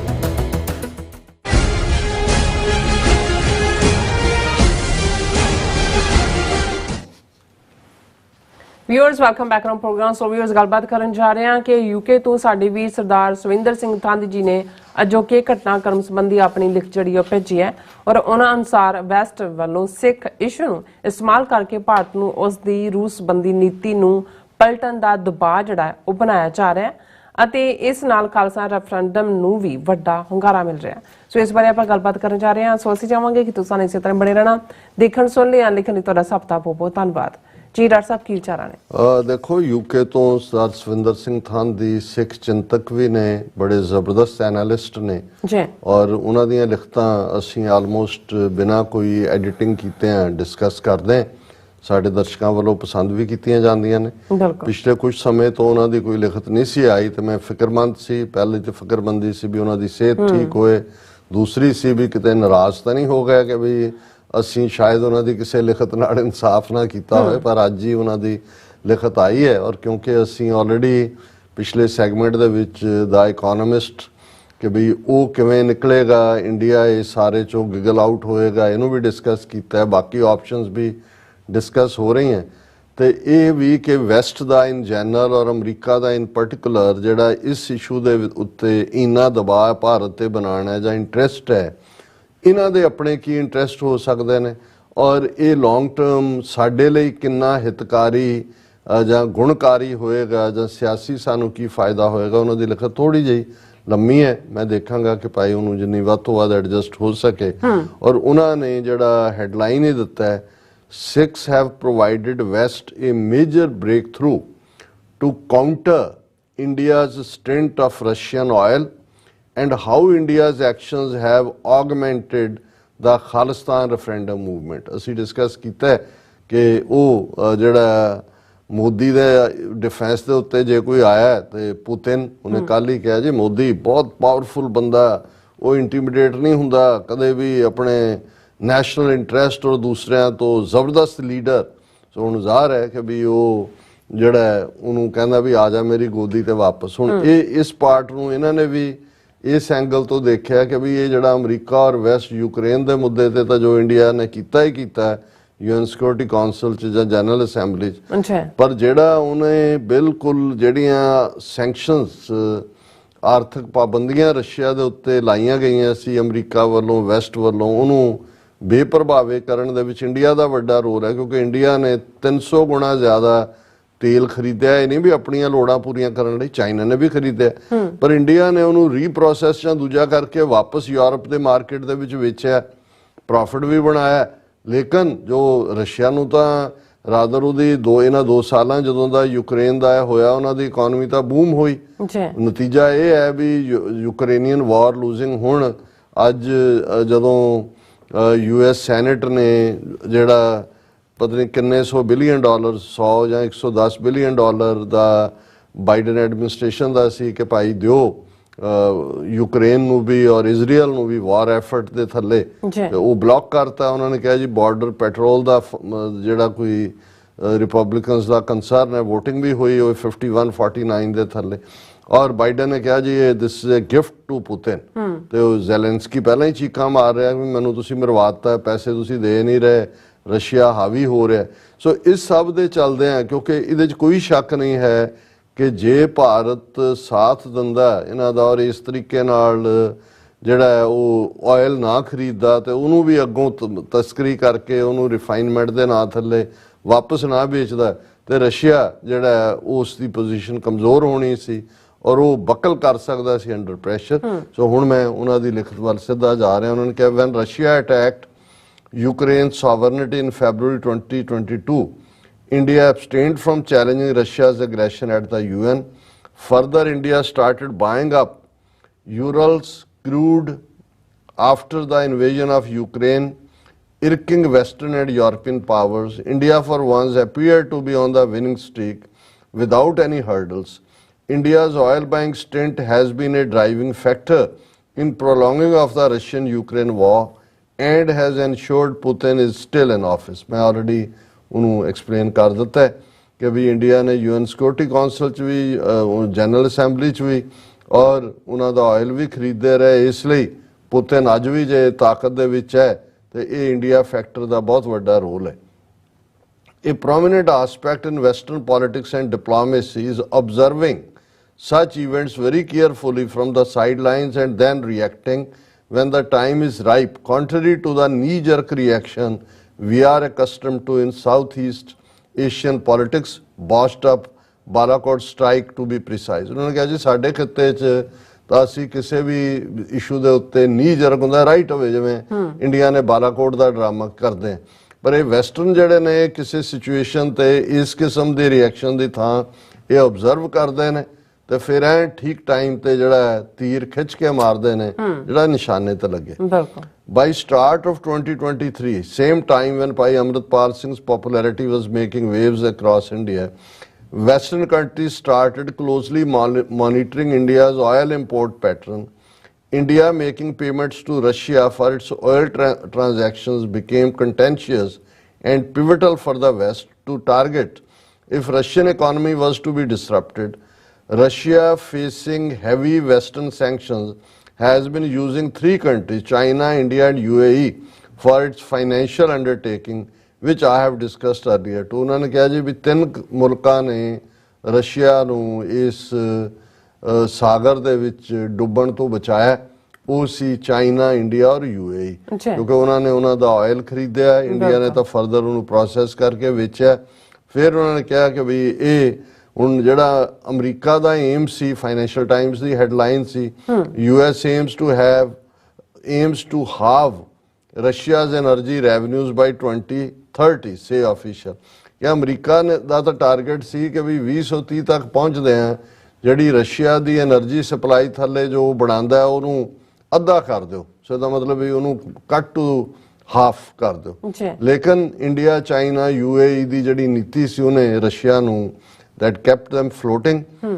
Ukraine has been fighting the war on the front lines, keeping Russia engaged, but Western allies needed to do more in targeting Russia economically। Scrutinizing financial interests of these 3 countries would seriously hurt Russia's monetary trail, and the latest developments in current affairs clearly highlight how the West has an upper edge over Russia and the countries supporting it।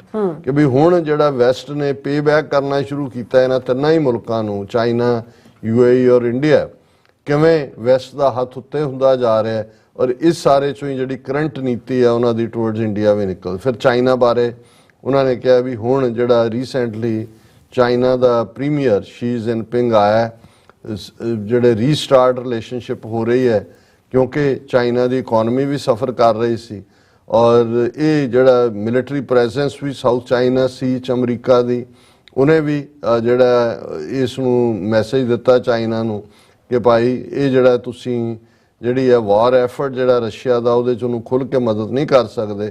ਔਰ ਇਸ ਦੇ ਵਿੱਚ US ਨੇ even Taiwan ਦੇ issue ਨੂੰ ਵੀ ਕਾਮਯਾਬੀ ਨਾਲ ਵਰਤਿਆ। US has time and again used as its leverage Taiwan issue to hit back as China if needed, keeping China engaged and which has worked well for US and its allies। ਹੁਣ China ਦਾ president ਵੀ ਆਇਆ America 'ਚ ਔਰ ਸਬੰਧ ਜਿਹੜੇ ਨੇ ਪਹਿਲਾਂ ਵਾਂਗ bitter ਨਹੀਂ ਨੇ। ਸੋ ਇਹਦਾ ਮਤਲਬ ਇਹ ਹੈ ਕਿ ਵੀ ਜਿਹੜਾ ਚਾਈਨਾ ਖੁੱਲ੍ਹ ਕੇ ਰਸ਼ੀਆ ਵੱਲ ਜਾ ਰਿਹਾ ਸੀ ਉਹਨੂੰ ਵੀ ਅਮਰੀਕਾ ਨੇ ਰੀਐਨਗੇਜ ਕਰਕੇ ਅੰਡਰ ਚੈੱਕ ਕੀਤਾ। ਫਿਰ ਉਹਨਾਂ ਨੇ UAE ਦੀ ਗੱਲ ਕੀਤੀ। Latest revelations of UAE using COP28 to strike oil deals was just one example of how UAE has tried to undermine status quo। UAE using its oil to be used as a black sites by Chinese to send Uyghur Muslims back to China was yet another example of UAE defying Western countries, which didn't go down well।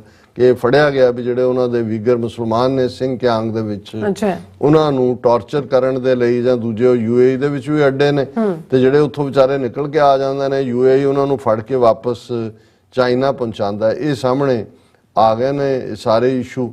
ਫਿਰ US ਔਰ America ਨੇ ਤਾਂ ਜਿਹੜਾ ਵੀਗਰ ਮੁਸਲਮਾਨਾਂ ਦਾ ਕਤਲੇਆਮ ਹੈ ਉਹਨੂੰ ਨਸਲਕੁਸ਼ੀ ਦੇ ਤੌਰ ਤੇ ਐਲਾਨਿਆ ਔਰ ਇਹ ਸਾਰੇ 'ਚ ਉਹਨਾਂ ਨੇ ਕਿਹਾ ਕਿ ਵੀ ਇਹ UAE ਤਾਂ ਚਾਈਨਾ ਦਾ ਰੋਲ ਪਲੇ ਕਰ ਰਿਹਾ ਹੈ ਉਹਨਾਂ ਵੀਗਰ ਮੁਸਲਮਾਨਾਂ ਨੂੰ ਚੁੱਪ ਕਰਾਉਣ ਲਈ। ਔਰ ਫਿਰ 2015 'ਚ UAE ਨੇ ਹੂਥੀਜ਼ ਦੇ ਨਾਲ ਜਿਹੜੇ ਯਮਨ ਦੇ ਵਿੱਚ ਨੇ ਬਿਨਾਂ ਅਮਰੀਕਾ ਦੇ ਨਾਲ ਕੋਈ ਡਿਸਕਸ ਕੀਤੇ ਜਿਹੜੇ ਨੇ ਉਹ ਜੰਗ ਵਿੜ ਦਿੱਤੀ। ਔਰ ਇਸੇ ਤਰ੍ਹਾਂ ਰਸ਼ੀਆ ਦੇ ਮੁੱਦੇ ਤੇ UAE ਨੇ ਕਿਹਾ ਜੀ ਅਸੀਂ ਜਿਹੜਾ ਖੁੱਲ੍ਹ ਕੇ ਰਸ਼ੀਆ ਦੇ ਖਿਲਾਫ ਨਹੀਂ ਜਾ ਸਕਦੇ। ਅਮਰੀਕਾ ਨੂੰ ਉਹਨਾਂ ਨੇ ਅੰਗੂਠਾ ਦਿਖਾਇਆ।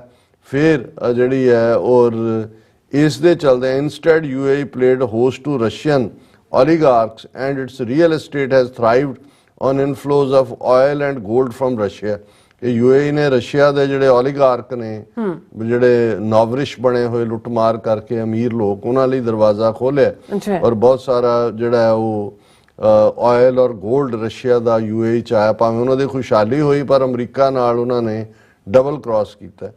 ਫਿਰ ਉਹਨਾਂ ਨੇ ਕਿਹਾ ਕਿ ਵੀ ਇਸ ਤੋਂ ਵੀ ਅੱਗੇ ਜੇ ਜਾਣਾ ਹੋਏ ਤਾਂ ਫਿਰ ਜਿਹੜਾ UAE ਦੀਆਂ ਫਾਈਨੈਂਸ਼ੀਅਲ ਟ੍ਰਾਂਸੈਕਸ਼ਨਸ ਰਸ਼ੀਆ, ਚਾਈਨਾ ਔਰ ਇੰਡੀਆ ਨਾਲ ਨੇ ਆਇਲ ਇੰਪੋਰਟ ਦੇ ਹਵਾਲੇ ਨਾਲ ਇਹਨੇ ਯੂਕਰੇਨੀਅਨ ਕਨਫਲਿਕਟ ਨੂੰ ਹੋਰ ਲੰਮਾ ਕੀਤਾ ਔਰ ਇਹ ਜਿਹੜਾ ਰਸ਼ੀਆ ਦੇ ਹੱਕ ਦੇ ਵਿੱਚ ਇਹ ਸਾਰੀ ਗੱਲ ਜਾਂਦੀ। ਔਰ ਇਸੇ ਲਈ ਪ੍ਰੈਜ਼ੀਡੈਂਟ ਬਾਈਡਨ ਨੇ ਜਿਹੜੀ COP28 ਦੀ ਮੀਟਿੰਗ ਸੀ ਉਹਨੂੰ ਅਟੈਂਡ ਨਹੀਂ ਕੀਤਾ ਔਰ ਇਸ ਵੇਲੇ ਅਮਰੀਕਾ UAE ਦੇ ਰਿਲੇਸ਼ਨਸ਼ਿਪ ਬਹੁਤ ਥਲੜੇ ਕਾਡਰ ਦੇ ਉੱਤੇ ਨੇ ਔਰ ਇਹ ਜਿਹੜੇ ਨੇ UAE ਦਾ ਜਿਹੜਾ ਬਹੁਤ ਸਾਰੇ ਵਿਵਾਦਗ੍ਰਸਤ ਮੁੱਦਿਆਂ ਦੇ ਉੱਤੇ ਅਮਰੀਕਾ ਦੇ ਨਾਲ ਨਾ ਖਲੋਣਾ ਇਹਦਾ ਇੱਕ ਕਾਰਨ ਹੈ। ਫਿਰ ਉਹਨਾਂ ਨੇ ਕਿਹਾ ਕਿ ਵੀ ਇਹ ਇਸ ਦੇ ਨਾਲ ਇੱਕ ਪ੍ਰੈਸੀਡੈਂਟ ਸੈੱਟ ਹੋ ਰਿਹਾ ਹੈ ਵੈਸਟ ਵੱਲੋਂ that anyone found complacent of any unlawful activity that helps Russia or a country that has supported Russia war efforts will be targeted।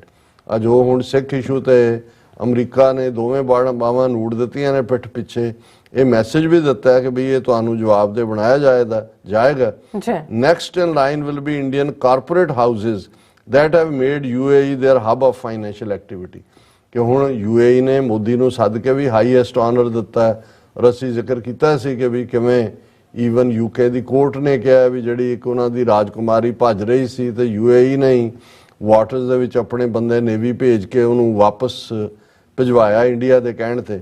ਸੋ ਇਹ ਸਾਰੇ ਦੇ ਚਲਦਿਆਂ ਇੰਡੀਆ ਨੇ ਹੈਲਪ ਕੀਤੀ UAE ਦੀ ਉਸ ਸਾਰੇ ਦੇ ਵਿੱਚ। ਸੋ ਇਹ ਜਿਹੜੀ ਰਿਲੇਸ਼ਨਸ਼ਿਪ ਹੈ ਇਹ ਵੀ ਅਮਰੀਕਾ ਨੂੰ ਬੜੀ ਕਲੀਅਰ ਹੈ। ਫਿਰ famous call by PM Trudeau after September 18 to UAE and Jordan does look plausible and eye-opener now to his outright critics।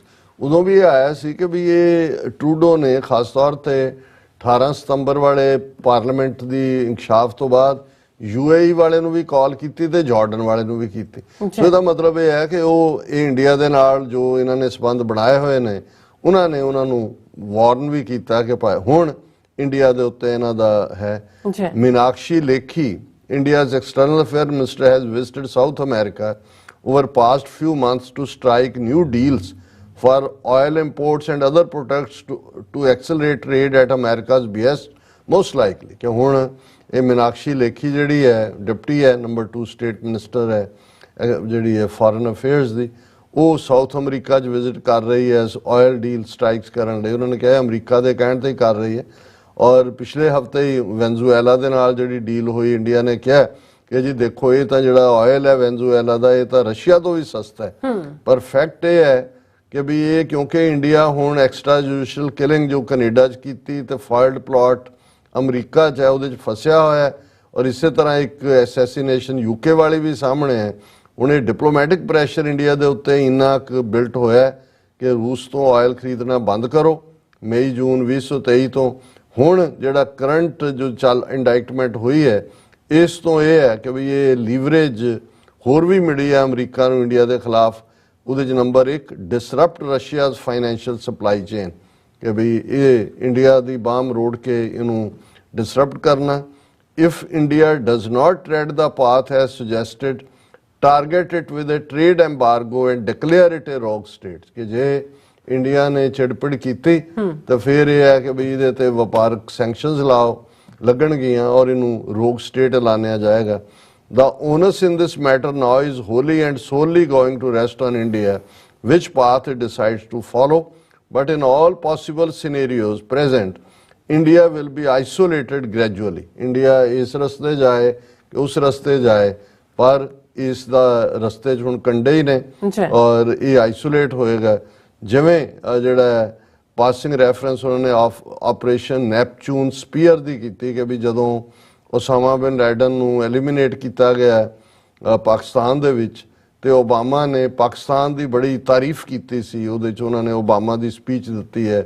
ਉਹਨੇ ਕਿਹਾ ਜੀ ਦੇਖੋ ਅਸੀਂ ਮਿਲ ਕੇ ਆਪਰੇਸ਼ਨ ਕੀਤਾ ਹੈ ਔਰ ਇਹ ਬੜਾ ਜ਼ਰੂਰੀ ਹੈ ਕਿ ਵੀ ਅਸੀਂ ਪਾਕਿਸਤਾਨ ਔਰ ਸਾਡੀ ਕੋਆਪਰੇਸ਼ਨ ਰਹੇ ਔਰ ਪਾਕਿਸਤਾਨ ਨੇ ਜਿਹੜਾ ਸਾਨੂੰ ਲੀਡ ਦਿੱਤੀ।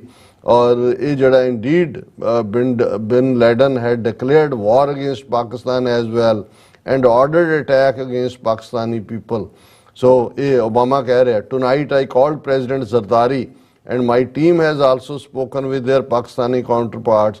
They agreed that this is a good and historic day for both of our nations, and going forward it is essential that Pakistan continue to join us in fight against Al-Qaeda and its affiliates। ਕਿ ਵੀ ਉਹਨੇ ਤਾਂ ਇੰਨੀ ਤਾਰੀਫ ਪਾਕਿਸਤਾਨ ਦੀ ਕੀਤੀ, ਪਰ ਇਹਨਾਂ ਦਾ ਕਹਿਣਾ ਵੀ ਹਰ ਇੱਕ ਨੂੰ ਪਤਾ ਹੈ ਕਿ ਉਸ ਤੋਂ ਬਾਅਦ ਪਾਕਿਸਤਾਨ ਭਾਰਤ ਦੇ ਪਾਕਿਸਤਾਨ ਅਮਰੀਕਾ ਦੇ ਸਬੰਧ ਕਿਵੇਂ ਥੱਲੇ ਵੱਲ ਗਏ। ਸੋ ਉਹਨਾਂ ਨੇ ਕਿਹਾ ਵੀ ਹੁਣ ਵੀ ਭਾਵੇਂ ਡਿਪਲੋਮੈਟਿਕ ਗੁੱਡਵਿਲ 'ਚ ਇੰਡੀਆ ਅਮਰੀਕਾ ਜਿਹੜਾ ਇੰਡੀਆ ਨੂੰ ਸਟ੍ਰੈਟੇਜਿਕ ਪਾਰਟਨਰ ਔਰ ਦੂਸਰਾ ਕਹਿੰਦਾ ਰਹੇ, ਲੇਕਿਨ ਜੋ ਇੰਡੀਆ ਦੀ ਕਰਤੂਤ ਹੈ ਉਸ ਤੋਂ ਬਾਅਦ ਇਹ ਹੁਣ ਰਿਲੇਸ਼ਨਸ਼ਿਪ ਡਾਊਨ ਸਲਾਈਡ ਨੇ ਲੈਣੀ ਹੈ, ਕਿਉਂਕਿ ਇੰਡੀਆ ਨੇ ਸਾਰੀਆਂ ਹੀ ਬਾਉਂਡਰੀਜ਼ ਕ੍ਰਾਸ ਕਰਕੇ ਅਮਰੀਕਨ ਸੋਵਰਨਿਟੀ ਦੇ ਉੱਤੇ ਹਮਲਾ ਕੀਤਾ, ਜਿਹੜਾ ਅਮਰੀਕਨ ਕਦੇ ਮਾਫ ਨਹੀਂ ਕਰਨਗੇ। America has to live up to its core values and principles irrespective of trade and set a precedent on transnational repression to deter any further attempts from rogue nations. It can be concluded on this basis that buying Russian oil has proved a geopolitical blunder which India will go on to regret for times immemorial। कि भी ये ਵੱਡਾ blunder ਕੀਤਾ Russian oil bye ਕਰਕੇ, ਜਿਹਦੇ ਲਈ ਭਾਰਤ ਜਿਹੜਾ till ਇਟਰਨਿਟੀ ਪਛਤਾਉਂਦਾ ਰਹੇਗਾ। ਤੇ ਦੂਸਰਾ ਜਿਹੜਾ ਪਾਰਟ ਕਿ ਵੀ ਇਹ ਕਿਵੇਂ ਖਾਲਿਸਤਾਨ ਰੈਫਰੈਂਡਮ ਨੂੰ ਇਹਨੇ ਹੈਲਪ ਕੀਤਾ, ਉਹ ਅਸੀਂ ਆਪਣੇ ਅਗਲੇ ਪ੍ਰੋਗਰਾਮ ਚ ਕਰਾਂਗੇ। ਜੀ ਡਾਕਟਰ ਸਾਹਿਬ, ਤੁਹਾਡਾ ਬਹੁਤ ਬਹੁਤ ਸ਼ੁਕਰੀਆ। ਸੋ ਥਲੇ ਨਾ ਬ੍ਰੇਕ ਵਿਊਅਰਸ, ਤੁਸੀਂ ਇਸੇ ਤਰ੍ਹਾਂ ਬਣੇ ਰਹਿਣਾ। ਮਿਲਦੇ ਹਾਂ ਛੋਟੇ ਜਿਹੇ ਬ੍ਰੇਕ ਤੋਂ ਬਾਅਦ।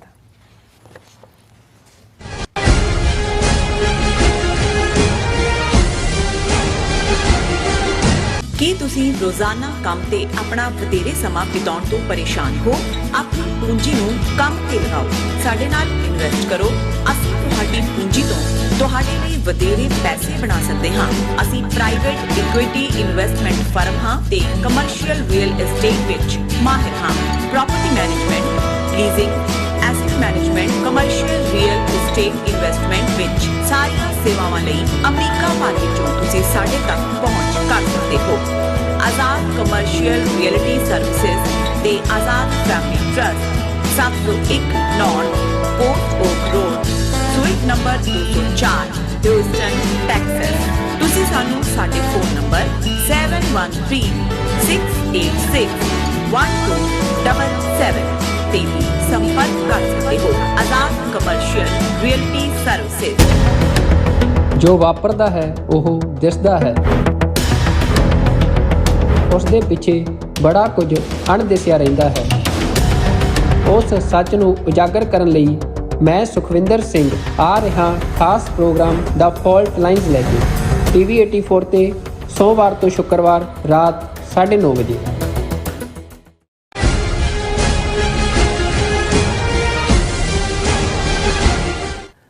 ਦਰਸ਼ਕੋ, ਬ੍ਰੇਕ ਤੋਂ ਬਾਅਦ ਤੁਹਾਡਾ ਸਭ ਦਾ ਬਹੁਤ ਸਵਾਗਤ ਹੈ। ਸੋ ਵੀ ਇਸ ਗੱਲਬਾਤ ਕਰਨ ਜਾ ਰਹੇ ਹਾਂ ਕਿ ਯੂਨਾਈਟਿਡ ਨੇਸ਼ਨਸ ਦੇ ਸੈਕਟਰੀ ਜਨਰਲ ਵੱਲੋਂ ਆਪਣੀ ਤਾਕਤ ਦੀ ਵਰਤੋਂ ਕਰਦਿਆਂ ਗਜ਼ਾ ਸੰਬੰਧੀ UN ਸਿਕਿਉਰਿਟੀ ਕੌਂਸਲ ਦਾ ਸਪੈਸ਼ਲ ਸੈਸ਼ਨ ਉੱਤੇ ਸੀਜ਼ਫਾਇਰ ਕਰਨ ਲਈ ਸੱਦਿਆ ਗਿਆ ਸੀ ਔਰ ਅਮਰੀਕਾ ਨੇ ਸੀਜ਼ਫਾਇਰ ਦੇ ਮਤੇ ਨੂੰ ਵੀਟੋ ਕਰ ਦਿੱਤਾ ਹੈ।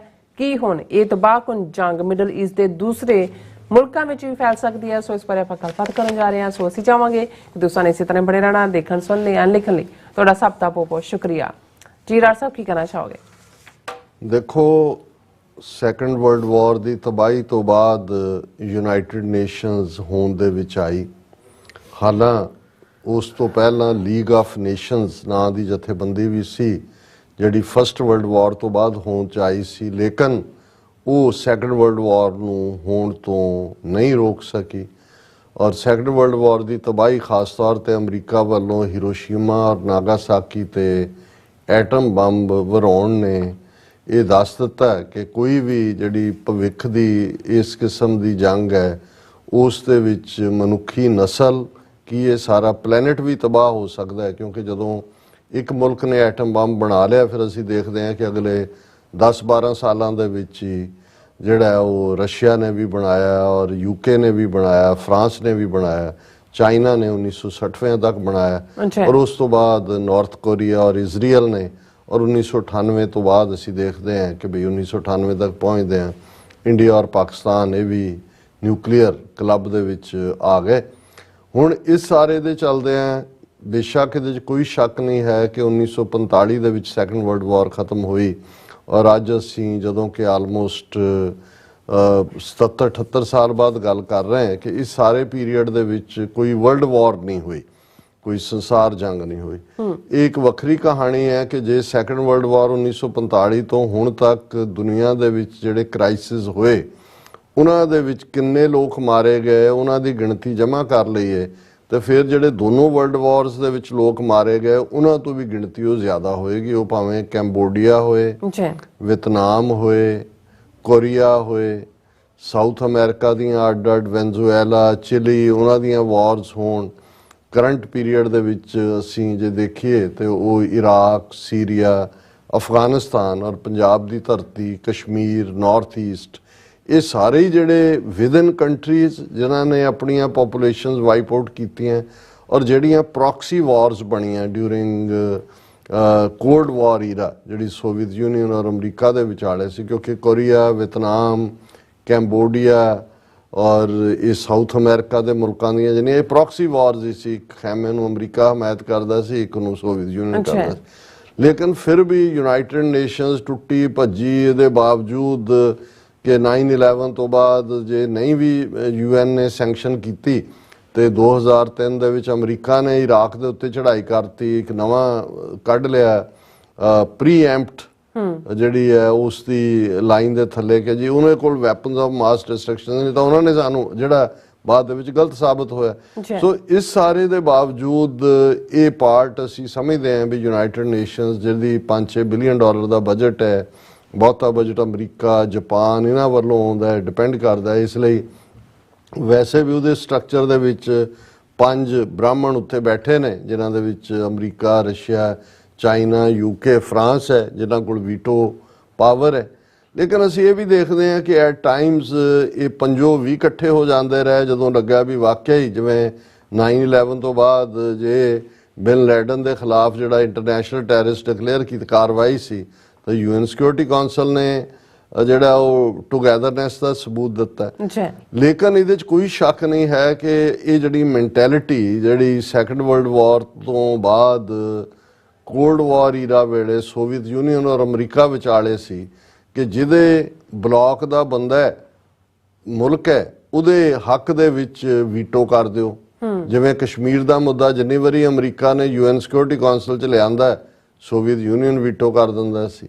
ਇਸੇ ਤਰ੍ਹਾਂ ਜੇ ਪਾਕਿਸਤਾਨ ਦੇ ਮੁੱਦੇ ਤੇ ਕਦੇ ਕੋਈ ਲਿਆਂਦਾ ਤਾਂ ਉਹਨੂੰ ਚਾਈਨਾ ਵੀਟੋ ਕਰ, ਕਿਉਂਕਿ ਚਾਈਨਾ ਔਰ ਪਾਕਿਸਤਾਨ ਦੇ ਸਬੰਧ ਕਲੋਜ਼ਰ ਹੋਏ। ਔਰ ਇਸ ਕੈਟ ਐਂਡ ਮਾਊਸ ਪਲੇ ਦੇ ਵਿੱਚ ਅਸੀਂ ਦੇਖਦੇ ਹਾਂ ਕਿ UN ਜਨਰਲ ਅਸੈਂਬਲੀ ਵਾਲੇ ਤਾਂ ਇਕੱਠੇ ਹੁੰਦੇ ਨੇ 193 ਮੁਲਕਾਂ ਦੇ, ਸੈਸ਼ਨ ਵੀ ਹੁੰਦਾ ਸਤੰਬਰ ਮਹੀਨੇ 'ਚ, ਬੜੀਆਂ ਤਕਰੀਰਾਂ ਵੀ ਹੁੰਦੀਆਂ, ਮਤੇ ਵੀ ਹੁੰਦੇ ਨੇ, ਪਰ ਜਦੋਂ ਤੱਕ ਸਿਕਿਉਰਿਟੀ ਕੌਂਸਲ 'ਚ ਜਾਂਦਾ ਉਹਦੇ 'ਚੋਂ ਵੀਟੋ ਵਾਲਾ ਕੰਮ ਖਤਮ ਕਰ ਦਿੰਦਾ। ਹੁਣ ਜਿਹੜਾ ਪ੍ਰੈਜ਼ੈਂਟ UN ਦੇ ਚੀਫ ਨੇ ਐਂਟੋਨੀ ਗੁਟਰਸ, ਮੈਂ ਸਮਝਦਾ ਵੀ ਸੱਚਮੁੱਚ ਇੱਕ ਧਰਮੀ ਬੰਦਾ, ਬੁੱਧਿਜ਼ਮ 'ਚ ਮੰਨਣ ਵਾਲਾ। ਔਰ ਅਸੀਂ ਜੇ ਸਿੱਖ ਐਂਗਲ ਤੋਂ ਦੇਖੀਏ ਦਰਬਾਰ ਸਾਹਿਬ ਅੰਮ੍ਰਿਤਸਰ ਵੀ ਦਰਸ਼ਨਾਂ ਨੂੰ ਗਿਆ, ਕਰਤਾਰਪੁਰ ਸਾਹਿਬ ਦੇ ਵੀ, ਔਰ ਜਿਹੜਾ ਇਨਸਾਨੀ ਹੱਕ ਤੋਂ ਗੱਲ ਕਰਨ ਵਾਲਾ। ਔਰ ਹੁਣ ਜੋ ਕੁਛ 7 ਅਕਤੂਬਰ ਨੂੰ ਹਮਾਸ ਨੇ ਇਜ਼ਰਾਈਲ ਦੇ ਉੱਤੇ ਅਟੈਕ ਕਰਕੇ 1200-1300 ਇਜ਼ਰਾਈਲੀ ਮਾਰੇ, 200-300 ਬੰਦੀ ਬਣਾਏ ਜਿਨ੍ਹਾਂ 'ਚੋਂ ਕਾਫੀ ਛੱਡ ਦਿੱਤੇ ਨੇ, ਜਿਹੜੀ ਹਫ਼ਤਾ ਤੱਕ ਦੀ ਟਰੂਸ ਡੀਲ ਸੀ। ਔਰ ਇਹ ਹੋਪ ਕੀਤਾ ਜਾਂਦਾ ਸੀ ਕਿ ਵੀ ਇਹ ਜਿਹੜੀ ਪੀਸ ਡੀਲ ਹੋਈ ਹੈ, ਭਾਵੇਂ ਉਹ ਸਵੈਪ ਆਫ ਦਾ ਪ੍ਰਿਜ਼ਨਰਸ ਹੀ ਸੀ, ਇਹ ਕੰਟੀਨਿਊ ਹੋਏਗੀ। ਲੇਕਿਨ ਜਿਸ ਲੈਵਲ ਦੇ ਉੱਤੇ ਨੇਤਨਯਾਹੂ ਇਜ਼ਰਾਈਲ ਦਾ ਪ੍ਰਾਈਮ ਮਿਨਿਸਟਰ ਔਰ with the banking of America ਗਿਆ, ਉਹ ਜਦੋਂ ਤੱਕ ਹੋ ਗਿਆ ਅਜੇ ਵੀ ਨੇ ਜਿਹੜੇ ਉਹਨਾਂ ਦੇ ਕਬਜ਼ੇ ਦੇ ਵਿੱਚ ਹਮਾਸ ਵਾਲੇ। ਲੇਕਿਨ ਇੱਧਰ ਗਾਜ਼ਾ ਦੀ ਤਬਾਹੀ ਕਰਨ ਤੋਂ ਬਾਅਦ ਜਿੱਥੇ ਦੂਜੇ ਪਾਸੇ ਗਏ ਨਾਰਦਰਨ ਗਾਜ਼ਾ, ਹੁਣ ਉਧਰ ਲਗਾਤਾਰ ਜਿਹੜੀ ਜੰਗ ਸ਼ੁਰੂ ਕੀਤੀ ਹੋਈ ਹੈ ਇਜ਼ਰਾਈਲ ਨੇ, ਬੰਬਾਰੀ, ਆਲਰੇਡੀ 17-18 ਹਜ਼ਾਰ ਫਲਸਤੀਨੀ ਮਾਰੇ ਜਾ ਚੁੱਕੇ ਨੇ, ਇਸ ਤੋਂ ਵੀ ਦੁੱਗਣੇ ਜ਼ਖਮੀ ਨੇ। ਯੂਨਾਈਟਿਡ ਨੇਸ਼ਨਸ ਦੇ 200 ਤੋਂ ਜ਼ਿਆਦਾ EMPLOYE, ਔਰ ਅੱਜ ਮੈਂ ਜਦੋਂ ਉਹਨਾਂ ਦੀ ਸਪੀਚ ਸੁਣ ਰਿਹਾ ਸੀ ਮਿਸਟਰ ਐਂਟੋਨੀ ਗੁਟਰਸ ਦੀ, ਕਿ ਮਾਈ ਕੋਲੀਗਸ ਇਨ UN ਜਿਹੜੇ ਇਨਸਾਨੀ ਸੇਵਾ ਕਰਦੇ, ਹੁਣ ਇਹ ਰਿਪੀਟਡਲੀ ਉਹਨਾਂ ਨੇ ਆਪਣੀ ਪ੍ਰੈਜੈਂਟੇਸ਼ਨ ਦੇ ਵਿੱਚ ਵੀ ਇਹ ਗੱਲ ਕਹੀ ਕਿ ਭਾਈ ਪੀਸ ਕਰੋ, ਆਮ ਬੇਗੁਨਾਹ ਲੋਕ ਮਾਰੇ ਜਾ ਰਹੇ ਨੇ, ਔਰਤਾਂ, ਬੱਚੇ, ਦੂਜੇ ਤੀਜੇ, ਕਿ ਵੀ ਜਿੰਨੇ ਮਾਰੇ ਗਏ ਨੇ UN ਦੇ ਹੀ ਆਪਣੇ EMPLOYE, ਕਦੇ ਸੈਕੰਡ ਵਰਲਡ ਵਾਰ ਤੋਂ ਬਾਅਦ ਕਿਸੇ ਵੀ ਕਨਫਲਿਕਟ ਦੇ ਵਿੱਚ ਐਸਾ ਨਹੀਂ ਹੋਇਆ। ਲੇਕਿਨ ਇਜ਼ਰਾਈਲ ਤਾਂ ਬਿਲਕੁਲ ਡਿਟਰਮਿੰਡ ਹੈ ਨੇਤਨਯਾਹੂ ਕਿ ਅਸੀਂ ਤਾਂ ਬਿਲਕੁਲ ਗਜ਼ਾ ਦੇ ਉੱਤੇ ਕਬਜ਼ਾ ਕਰਨਾ ਹੈ, ਸਫਾਈ ਕਰਨੀ ਹੈ, ਇਹਨਾਂ ਨੂੰ ਕੱਢ ਦੇਣਾ ਸਾਰਿਆਂ ਨੂੰ, ਔਰ ਕੱਢਣ ਤੇ ਲੱਗਾ ਹੋਇਆ। ਹੁਣ ਅੱਜ ਇਹ ਵੀ ਪਹਿਲੀ ਵਾਰ, ਇਸ ਤੋਂ ਪਹਿਲਾਂ 1971 ਦੇ ਵਿੱਚ ਜਦੋਂ ਯੂਨਾਈਟਿਡ ਨੇਸ਼ਨਸ ਦਾ ਸੈਕਟਰੀ ਜਨਰਲ ਯੂਥ ਹਾਂਟ ਸੀ, ਇਹ ਬਰਮਾ ਦਾ ਸੀ, ਮਿਆਂਮਾਰ ਦਾ, ਔਰ ਉਦੋਂ ਜਿਹੜਾ ਹੈ ਉਹ ਇੰਡੀਆ ਦੀ ਆਰਮੀ ਜਾ ਵੜੀ ਸੀ, ਬੰਗਲਾਦੇਸ਼ ਕ੍ਰਾਈਸਿਸ ਚੱਲ ਰਿਹਾ ਸੀ ਔਰ ਬਹੁਤ ਵੱਡੀ ਗਿਣਤੀ 'ਚ ਪਹਿਲਾਂ ਰਿਫਿਊਜੀ ਉੱਥੋਂ ਨਿਕਲ ਰਹੇ ਸੀ। ਉਦੋਂ ਵੀ UN ਦੇ ਮਿਸਟਰ ਯੂਥ ਹਾਂਟ ਨੇ UN ਚਾਰਟਰ ਦੇ ਵਿੱਚ ਇੱਕ ਆਰਟੀਕਲ 99 ਹੈ ਜਿਹਦੇ ਥੱਲੇ UN ਦਾ ਸੈਕਟਰੀ ਜਨਰਲ ਐਮਰਜੈਂਸੀ ਮੀਟਿੰਗ ਕਾਲ ਕਰ ਸਕਦਾ ਹੈ ਕਿ ਬਈ ਇਸ ਨੂੰ ਜਿਹੜਾ ਬਲੱਡ ਸ਼ੈਡ ਆ ਉਹਨੂੰ ਰੋਕੋ। ਯੂਥ ਹਾਂਟ ਨੇ ਆਰਟੀਕਲ 99 ਉਦੋਂ 71 ਦੇ ਵਿੱਚ ਇਸਤੇਮਾਲ ਕੀਤਾ ਸੀ। ਹੁਣ ਇਸ ਦੇ ਬਾਅਦ ਬੋਸਨੀਆ ਦਾ ਕ੍ਰਾਈਸਿਸ ਹੋਇਆ, ਅਫਗਾਨਿਸਤਾਨ, ਕਦੇ ਯੂਜ਼ ਨਹੀਂ ਕੀਤਾ ਗਿਆ। ਲੇਕਿਨ ਐਂਟੋਨੀਓ ਗੁਟਰਸ ਨੇ ਆਪਣੀ ਪਾਵਰ ਸ਼ੋ ਕਰਦੇ ਆ ਇਸ ਦੇ ਥੱਲੇ UN ਸਿਕਿਉਰਿਟੀ ਕੌਂਸਲ ਦੀ ਸਪੈਸ਼ਲ ਐਮਰਜੈਂਸੀ ਸੈਸ਼ਨ ਸੱਦਿਆ। ਮਕਸਦ ਕਿ ਭਾਈ ਸੀਜ਼ ਫਾਇਰ ਕਰਵਾਓ ਗਜ਼ਾ ਦੇ ਵਿੱਚ। ਔਰ ਉਹ ਮਤਾ 15 ਮੈਂਬਰ ਨੇ, 15 ਚੋਂ 13 ਇਸ ਮਤੇ ਦੇ ਹੱਕ 'ਚ।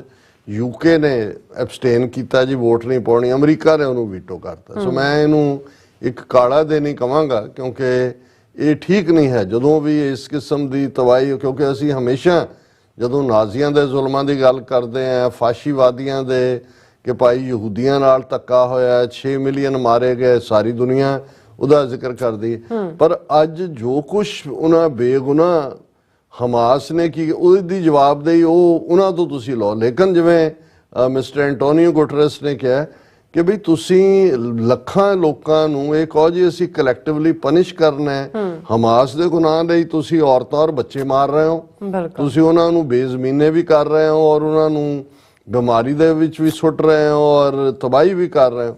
ਔਰ ਮੈਂ ਇਹ ਸਮਝਦਾ ਕਿ ਵੀ ਇਹ ਆਲਰੇਡੀ ਮਿਸਟਰ ਐਂਟੋਨੀਓ ਗੁਟਰਸ ਨੇ ਕਿਹਾ ਵੀ ਆਲਰੇਡੀ ਤੁਸੀਂ ਸੀਜ਼ ਫਾਇਰ ਨਹੀਂ ਕਰ ਰਹੇ, ਇਹਦਾ ਸਪਰੈਡ ਆਊਟ ਅਸੀਂ ਸੀਰੀਆ 'ਚ ਵੀ ਬੰਬਾਰਡਮੈਂਟ ਕੀਤੀ ਪਿੱਛੇ ਇਜ਼ਰਾਈਲ ਨੇ ਵੀ ਔਰ ਅਮਰੀਕਾ ਨੇ ਵੀ, ਜਿਹੜਾ ਫਿਰ ਉਹਨਾਂ ਨੇ ਲੈਬਨਾਨ ਦਾ ਜ਼ਿਕਰ ਕੀਤਾ, ਫਿਰ ਯਮਨ ਦਾ ਜ਼ਿਕਰ ਕੀਤਾ ਔਰ ਉਹਨਾਂ ਨੇ ਕਿਹਾ ਕਿ ਭਾਈ ਇਹ ਸਪਰੈਡ ਆਊਟ ਹੋਏਗਾ। ਪਰ ਮੈਨੂੰ ਇਹ ਲੱਗਦਾ ਹੈ ਕਿ ਇੱਕ ਪਾਸੇ ਜਿੱਥੇ ਮਿਸਟਰ ਐਂਟੋਨੀਓ ਗੁਟਰਸ ਨੇ ਘੱਟੋ ਘੱਟ ਉਹ ਆਪਣੇ ਸੁਰਖਰੂ ਹੋ ਕੇ ਜਾਣਗੇ। ਹਾਲਾਂਕਿ ਇਜ਼ਰਾਈਲ ਦਾ ਪ੍ਰਾਈਮ ਮਿਨਿਸਟਰ ਉਹਨਾਂ ਦਾ ਇਲਜ਼ਾਮ ਲਾ ਰਿਹਾ ਕਿ ਸਭ ਤੋਂ ਵੱਡਾ ਜਿਹੜਾ ਰੁਕਾਵਟ ਹੈ ਪੀਸ ਦੇ ਵਿੱਚ ਉਹ ਇਹ ਹੈ, UN ਦਾ ਚੀਫ ਹੈ, ਕਿਉਂਕਿ ਹਮਾਸ ਦੀ ਐਡਵੋਕੇਸੀ ਕਰ, ਉਹ ਕੋਈ ਹਮਾਸ ਦੀ ਐਡਵੋਕੇਸੀ ਨਹੀਂ ਕਰ ਰਿਹਾ, ਉਹ ਤਾਂ ਬੇਗੁਨਾਹਾਂ ਨੂੰ ਰੋਕਣ ਲਈ ਉਹਨਾਂ ਨੇ ਕਿਹਾ ਕਿ ਭਾਈ ਤੁਸੀਂ ਇਹਨੂੰ ਸੀਜ਼ ਫਾਇਰ ਕਰੋ। ਸੋ ਮੈਂ ਸਮਝਦਾ ਕਿ ਸਾਡੇ ਲਈ ਅਸੀਂ ਤਾਂ ਦੁਆਗੋ ਹੈ ਜਿੱਥੇ ਵੀ ਕੋਈ ਬੇਗੁਨਾਹ ਮਾਰੇ ਜਾਂਦੇ ਨੇ। ਅਸੀਂ ਤਾਂ ਗੁਰੂ ਨਾਨਕ ਦੇ ਸਿੱਖ ਹੋਣ ਦੇ ਨਾਤੇ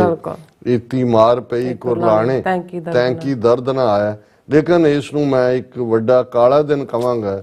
ਔਰ ਅਮਰੀਕਾ ਦੇ ਲਈ ਬਾਈਡਨ, ਹਾਲਾਂ ਪਤਾ ਨਹੀਂ ਕਿੱਥੇ ਅਗਲੀਆਂ ਚੋਣਾਂ ਤੱਕ ਪ੍ਰੈਜ਼ੀਡੈਂਟ ਦੀਆਂ ਪਹੁੰਚਦੇ ਆ, ਕਿਨੇ ਕਿੱਧਰ ਨੂੰ ਜਾਣਾ ਹੈ, ਲੇਕਿਨ ਘੱਟੋ ਘੱਟ ਇੱਕ ਡੈਮੋਕ੍ਰੈਟਿਕ ਹਕੂਮਤ ਤੋਂ ਔਰ ਬਾਈਡਨ ਜਿਹੜਾ ਕਿ ਹਿਊਮਨ ਰਾਈਟਸ ਦੀ ਹਮੇਸ਼ਾ ਐਡਵੋਕੇਸੀ ਦਾ ਦਾਅਵੇਦਾਰ ਰਿਹਾ ਔਰ ਜਦੋਂ ਨਜ਼ਰ ਆ ਰਿਹਾ ਕਿ ਭਾਈ ਇਹ ਜਿਹੜੀ ਸੋ ਕਾਲਡ ਹਮਾਸ ਦੇ ਨਾਲ ਜੰਗ ਹੈ, ਇਹਦਾ ਮਤਲਬ ਮਕਸਦ ਤਾਂ ਗਜ਼ਾ ਨੂੰ ਜਿਹੜਾ ਉਹ ਬਿਲਕੁਲ ਮੁਕਤ ਕਰਨਾ ਫਲਸਤੀਨੀਆਂ ਤੋਂ। ਔਰ ਹਜ਼ਾਰਾਂ ਔਰਤਾਂ ਔਰ ਬੱਚੇ ਜਿਹੜੇ ਮਾਰੇ ਗਏ ਨੇ, 17-18 ਹਜ਼ਾਰ, ਉਹਨਾਂ ਚੋਂ 2/3 ਔਰਤਾਂ ਔਰ ਬੱਚੇ ਨੇ। ਔਰ ਇਹ ਕੈਥੋਲਿਕ ਹੈ ਬਾਈਡਨ, ਜਿਹੜੇ ਜਿਨ੍ਹਾਂ ਦਾ ਸਿਧਾਂਤ ਕ੍ਰਿਸਚੀਅਨਿਟੀ ਦਾ ਤਾਂ ਇਹ ਹੈ ਕੰਪੈਸ਼ਨ, ਦਇਆ, ਵੀ ਜੇ ਕਿਸੇ ਨੇ ਤੁਹਾਡਾ ਕੋਈ ਬੰਦਾ ਵੀ ਮਾਰਿਆ ਤੁਸੀਂ ਉਹਨੂੰ ਜਿਹੜਾ ਉਹ ਮਾਫ ਕਰਨਾ ਹੈ, ਰਿਵੈਂਜ ਨਹੀਂ ਲੈਣਾ। ਲੇਕਿਨ ਇਹ ਕਿਸ ਕਿਸਮ ਦੀ ਨੀਤੀ ਹੈ ਕਿ ਵੀ ਉਹ ਨੇਤਨਯਾਹੂ ਕੋਈ ਆਪ ਮੁਹਾਰਾ ਜਿਹੜਾ ਹੋਇਆ ਹੋਇਆ ਉਹਨੂੰ ਇਹ ਰੋਕਣ ਦੀ ਹਿੰਮਤ ਨਹੀਂ ਰੱਖਦੇ। ਔਰ ਇਹ ਮੇਰਾ ਖਿਆਲ ਹੈ ਵੀ ਅਮਰੀਕਾ ਦੀ ਹਿਸਟਰੀ 'ਚ ਬਾਈਡਨ ਐਡਮਿਨਿਸਟ੍ਰੇਸ਼ਨ ਇਸ ਲਿਹਾਜ਼ ਨਾਲ ਜਿਹੜਾ ਉਹ ਇੱਕ ਬਹੁਤ ਕਮਜ਼ੋਰ ਐਡਮਿਨਿਸਟ੍ਰੇਸ਼ਨ ਵਜੋਂ ਜਾਣਿਆ ਜਾਏਗਾ। ਜੀ ਡਾਕਟਰ ਸਾਹਿਬ ਤੁਹਾਡਾ ਬਹੁਤ ਬਹੁਤ ਸ਼ੁਕਰੀਆ। ਸੋ ਲੈਣਾ ਬ੍ਰੇਕ ਵਿਊਅਰਸ, ਤੁਸੀਂ ਕਿਤੇ ਨਹੀਂ ਜਾਣਾ, ਮਿਲਦੇ after this short break.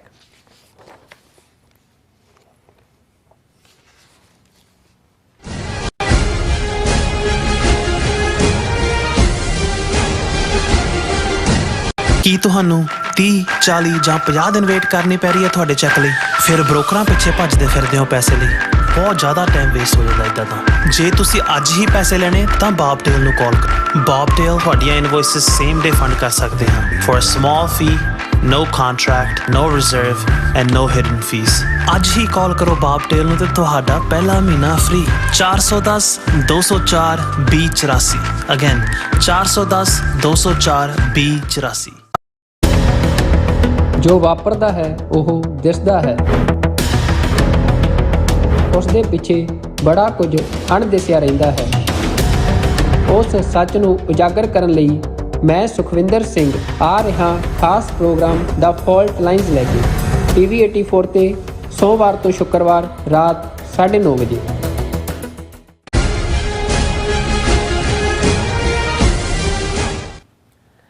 Viewers welcome back to program. So viewers annual section ਵਿੱਚ ਆਪਾਂ ਗੱਲਬਾਤ ਕਰਨ ਜਾ ਰਹੇ ਹਾਂ ਕਿ ਅਮ੍ਰਿਤਾ ਸ਼ੇਰਗਿੱਲ 20ਵੀਂ ਸਦੀ ਦੀ ਬਹੁਤ ਵੱਡੀ ਪੇਂਟਰ ਆਰਟਿਸਟ ਹੋਈ ਹੈ। ਉਸ ਦੇ ਪਿਤਾ ਅਮਰਾਓ ਸਿੰਘ ਸ਼ੇਰਗਿੱਲ ਮਜੀਠੀਆ ਸਰਦਾਰ ਸਨ ਅਤੇ ਮਾਤਾ ਹੰਗਰੀ ਮੁਲਕ ਦੀ ਵਾਸੀ ਸੀ। ਸੋ ਅਮ੍ਰਿਤਾ ਸ਼ੇਰਗਿੱਲ ਦੀ 5 ਦਸੰਬਰ 1941 ਨੂੰ ਲਾਹੌਰ ਵਿੱਚ ਮੌਤ ਹੋਈ ਸੀ। ਸੋ ਹੰਗਰੀ ਸਰਕਾਰ ਨੇ ਫੈਸਲਾ ਕੀਤਾ ਹੈ ਕਿ ਲਾਹੌਰ ਦੇ ਜਿਸ ਘਰ ਵਿੱਚ ਅਮ੍ਰਿਤਾ ਸ਼ੇਰਗਿੱਲ ਨੇ ਅਖੀਰਲਾ ਸਮਾਂ ਗੁਜ਼ਾਰਿਆ ਉਸ ਨੂੰ ਇੱਕ ਮਿਊਜ਼ੀਅਮ ਵਿੱਚ ਬਦਲਿਆ ਜਾਏ ਔਰ ਦੁਨੀਆ ਦੀਆਂ ਜਾਗਦੀਆਂ ਕੌਮਾਂ ਆਪਣੇ ਵਿਰਸੇ ਨੂੰ ਸਾਂਭਦੀਆਂ ਹਨ ਜਦੋਂ ਕਿ ਅਸੀਂ ਇਸ ਨੂੰ ਬਰਬਾਦ ਕਰਨ ਤੇ ਲੱਗੇ ਹੋਏ ਹਾਂ। ਸੋ ਇਸ ਬਾਰੇ ਆਪਾਂ ਗੱਲਬਾਤ ਕਰਨ ਜਾ ਰਹੇ ਹਾਂ ਔਰ ਨਾਲ ਜਿਹੜੇ ਤੁਹਾਡੇ ਲਾਈਵ ਮੈਸੇਜ ਨੇ ਉਹ ਇੰਟਰਟੇਨ ਕਰਾਂਗੇ। ਸੋ ਅਸੀਂ ਚਾਹਾਂਗੇ ਕਿ ਤੁਸੀਂ ਸਾਨੂੰ ਇਸੇ ਤਰ੍ਹਾਂ ਜੁੜੇ ਰਹਿਣਾ, ਦੇਖਣ ਸੁਣਨੇ ਜਾਂ ਲਿਖਣ ਲਈ ਤੁਹਾਡਾ ਸਭ ਦਾ ਬਹੁਤ ਬਹੁਤ ਸ਼ੁਕਰੀਆ ਜੀ। ਡਾਕਟਰ ਸਾਹਿਬ ਕੀ ਵਿਚਾਰਾਂ ਨੇ? ਦੇਖੋ, ਕੈਲੀਫੋਰਨੀਆ ਦੇ ਇੱਕ ਸੌਫਟਵੇਅਰ ਇੰਜੀਨੀਅਰ ਨੇ ਅੱਜ ਤੋਂ ਲਗਭਗ 20 ਸਾਲ ਪਹਿਲਾਂ ਇੱਕ ਲੇਖ ਲਿਖਿਆ ਸੀ, ਮਾਰਵਲਸ ਆਫ ਮਾਰਬਲ। ਜੀ, ਮਾਰਬਲ ਸੰਗੇਮਰਮਰ ਨੂੰ ਕਹਿੰਦੇ ਨੇ, ਮਾਰਵਲ ਅਸੀਂ ਕ੍ਰਿਸ਼ਮੇ ਨੂੰ ਕਹਿੰਦੇ ਕਿ ਭਾਈ ਦੇਖੋ ਕੀ ਕ੍ਰਿਸ਼ਮਾ ਹੈ ਸੰਗਮਰਮਰ ਦਾ। ਜੀ, ਫਿਰ ਉਹਨਾਂ ਨੇ ਜ਼ਿਕਰ ਕੀਤਾ ਵੀ ਅਮਰੀਕਨ ਜਾਂ ਵੈਸਟਰਨ ਵਰਲਡ ਜਿਹੜਾ ਹੈ, ਯੂਰਪ, ਉਹ ਆਪਣੇ ਵਿਰਸੇ ਨੂੰ ਸਾਂਭਣ ਦੇ ਲਈ ਬਿਲੀਅਨਸ ਆਫ ਡਾਲਰਸ ਖਰਚ ਕਰਦਾ ਹੈ ਕਿ ਉਹਨੂੰ ਓਰੀਜਨਲ ਫਾਰਮ ਦੇ ਵਿੱਚ ਸ਼ੇਕਸਪੀਅਰ ਦਾ ਘਰ ਸਾਂਭਿਆ ਹੋਇਆ ਹੈ। ਇੱਥੇ America the original declaration of independence ਜਿਹੜੀ ਟਾਮਸ ਜੈਫਰਸਨ ਨੇ ਲਿਖੀ ਉਹ ਸਾਂਭੀ ਹੋਈ ਹੈ। ਇੱਕ ਇੱਕ ਚੀਜ਼ ਜਿਹੜੀ ਹੈ, ਹੁਣ ਮਾਰਟਨ ਲੂਥਰ ਕਿੰਗ, ਉਹਦਾ ਐਟਲਾਂਟਾ ਜਿੱਥੇ ਜਨਮ ਹੋਇਆ, ਉਹਦਾ ਘਰ ਸਾਂਭਿਆ ਹੋਇਆ ਹੈ। ਐਸ ਸੱਚ ਉਹਨੂੰ ਨੈਸ਼ਨਲ ਪਾਰਕਸ ਦੂਸਰੇ ਮਿੰਟੇ ਉਹਨੇ ਕਿਹਾ ਵੀ ਇੱਕ ਪਾਸੇ ਤਾਂ ਇਹ ਨੇ, ਇੱਕ ਪਾਸੇ ਸਿੱਖਾਂ ਦਾ ਕ੍ਰਿਸ਼ਮਾ ਦੇਖੋ ਕਿ ਅਸੀਂ ਬਿਲੀਅਨਸ ਆਫ ਡਾਲਰਸ ਖਰਚ ਕਰਦੇ ਹਾਂ ਆਪਣਾ ਵਿਰਸਾ ਤਬਾਹ ਕਰਨ ਲਈ ਤੇ ਉੱਥੇ ਸੰਗਮਰਮਰ ਜੜਨ ਦੇ ਲਈ। ਸਾਡੇ ਕਾਰ ਸੇਵਾ ਦੇ ਨਾਂ ਥੱਲੇ ਜੋ ਅਸੀਂ ਹਰ ਥਾਂ ਸੰਗਮਰਮਰ, ਕਿਤੇ ਚਿੱਟਾ, ਹੁਣ ਲਾਲ ਵੀ ਲਾਉਣ ਲੱਗ ਗਏ ਨੇ ਕਿ ਆਹ ਦੇਖੋ ਸੰਗਮਰਮਰ ਦਾ ਕ੍ਰਿਸ਼ਮਾ, ਕਿ ਇੱਥੇ ਬਿਲੀਅਨਸ ਖਰਚ ਕੀਤੇ ਜਾਂਦੇ ਨੇ ਸਾਂਭਣ ਦੇ ਲਈ ਆਪਣੇ ਵਿਰਸੇ ਨੂੰ, ਤੇ ਅਸੀਂ ਬਿਲੀਅਨਸ ਖਰਚ ਕਰਦੇ ਹਾਂ ਉਹਨੂੰ ਤਬਾਹ ਕਰਨ ਦੇ ਲਈ। ਉਹ ਵੀ ਸਿੱਖਾਂ ਦੀਆਂ ਜੇਬ ਚੋਂ ਜਾ ਰਹੇ ਨੇ ਔਰ ਅਸੀਂ ਵਿਰਸਾ ਵੀ ਉਹਦੇ ਨਾਲ ਆਪਣਾ ਤਬਾਹ ਕਰ ਰਹੇ ਹਾਂ। ਮੇਰੀ ਨਜ਼ਰ 2 ਦਿਨ ਪਹਿਲਾਂ ਦੀ ਇਹ ਖਬਰ ਦੇ ਉੱਤੇ ਪਈ, ਅਮ੍ਰਿਤਾ ਸ਼ੇਰਗਿੱਲ। ਮੈਂ ਵੈਸੇ ਆਪਣੀ ਟੈਕਨੀਕਲ ਟੀਮ ਨੂੰ ਕਹਾਂਗਾ ਕਿ ਵੀ ਉਸ ਦੀ ਇਮੇਜ ਵੀ ਦਿਖਾਣ। ਬਹੁਤ ਵੱਡੀ ਉਸ ਖਿੱਤੇ ਦੀ ਪੇਂਟਰ ਹੋਈ, ਬਹੁਤ ਛੋਟੀ ਉਮਰ ਉਹਨੇ ਪਾਈ ਔਰ ਉਹਦਾ ਜਦੋਂ ਅਸੀਂ ਮਹਾਰਾਜਾ ਰਣਜੀਤ ਸਿੰਘ ਦੀ ਗੱਲ ਕਰਦੇ ਹਾਂ, ਉਹਨਾਂ ਦੇ ਬੇਟੇ ਮਹਾਰਾਜਾ ਦਲੀਪ ਸਿੰਘ, ਜਿਹਨੂੰ ਯਤੀਮ ਜਿਹੜਾ ਉਹ ਆਪਣੇ ਪਿਤਾ ਤੋਂ ਮਰਹੂਮ, ਫਿਰ ਮਾਤਾ ਤੋਂ ਅੱਡ ਕਰਕੇ ਪੰਜਾਬ ਤੋਂ ਦੇਸ਼ ਬਦਰ ਕਰਕੇ ਯੂਕੇ ਦੇ ਵਿੱਚ ਕਿਵੇਂ ਭੇਜਿਆ ਗਿਆ, ਉਹ ਕਹਾਣੀ। ਫਿਰ ਅਸੀਂ ਦੇਖਦੇ ਹਾਂ ਕਿ ਮਹਾਰਾਜਾ ਦਲੀਪ ਸਿੰਘ ਦੀ ਸ਼ਹਿਜ਼ਾਦੀ, ਉਹਨਾਂ ਦੀ ਡਾਟਰ ਬੰਬਾ, ਦੋਵੇਂ ਭੈਣਾਂ ਬੰਬਾ ਵੀ ਔਰ ਦੂਸਰੀ ਵੀ ਕੈਥਰੀਨ ਸ਼ਾਇਦ, ਉਹ ਆਪਣੇ ਦਾਦੇ ਦੇ ਵਿਰਸੇ, ਆਪਣੇ ਪਿਓ ਦੇ ਵਿਰਸੇ ਨੂੰ ਲੱਭਦੀਆਂ ਲਾਹੌਰ ਦੇ ਵਿੱਚ ਆਈਆਂ ਔਰ ਬੰਬਾ ਤਾਂ ਫਿਰ ਉੱਥੇ ਹੀ ਰਹੀ, ਉਹਨੇ ਲਾਹੌਰ ਨਹੀਂ ਛੱਡਿਆ।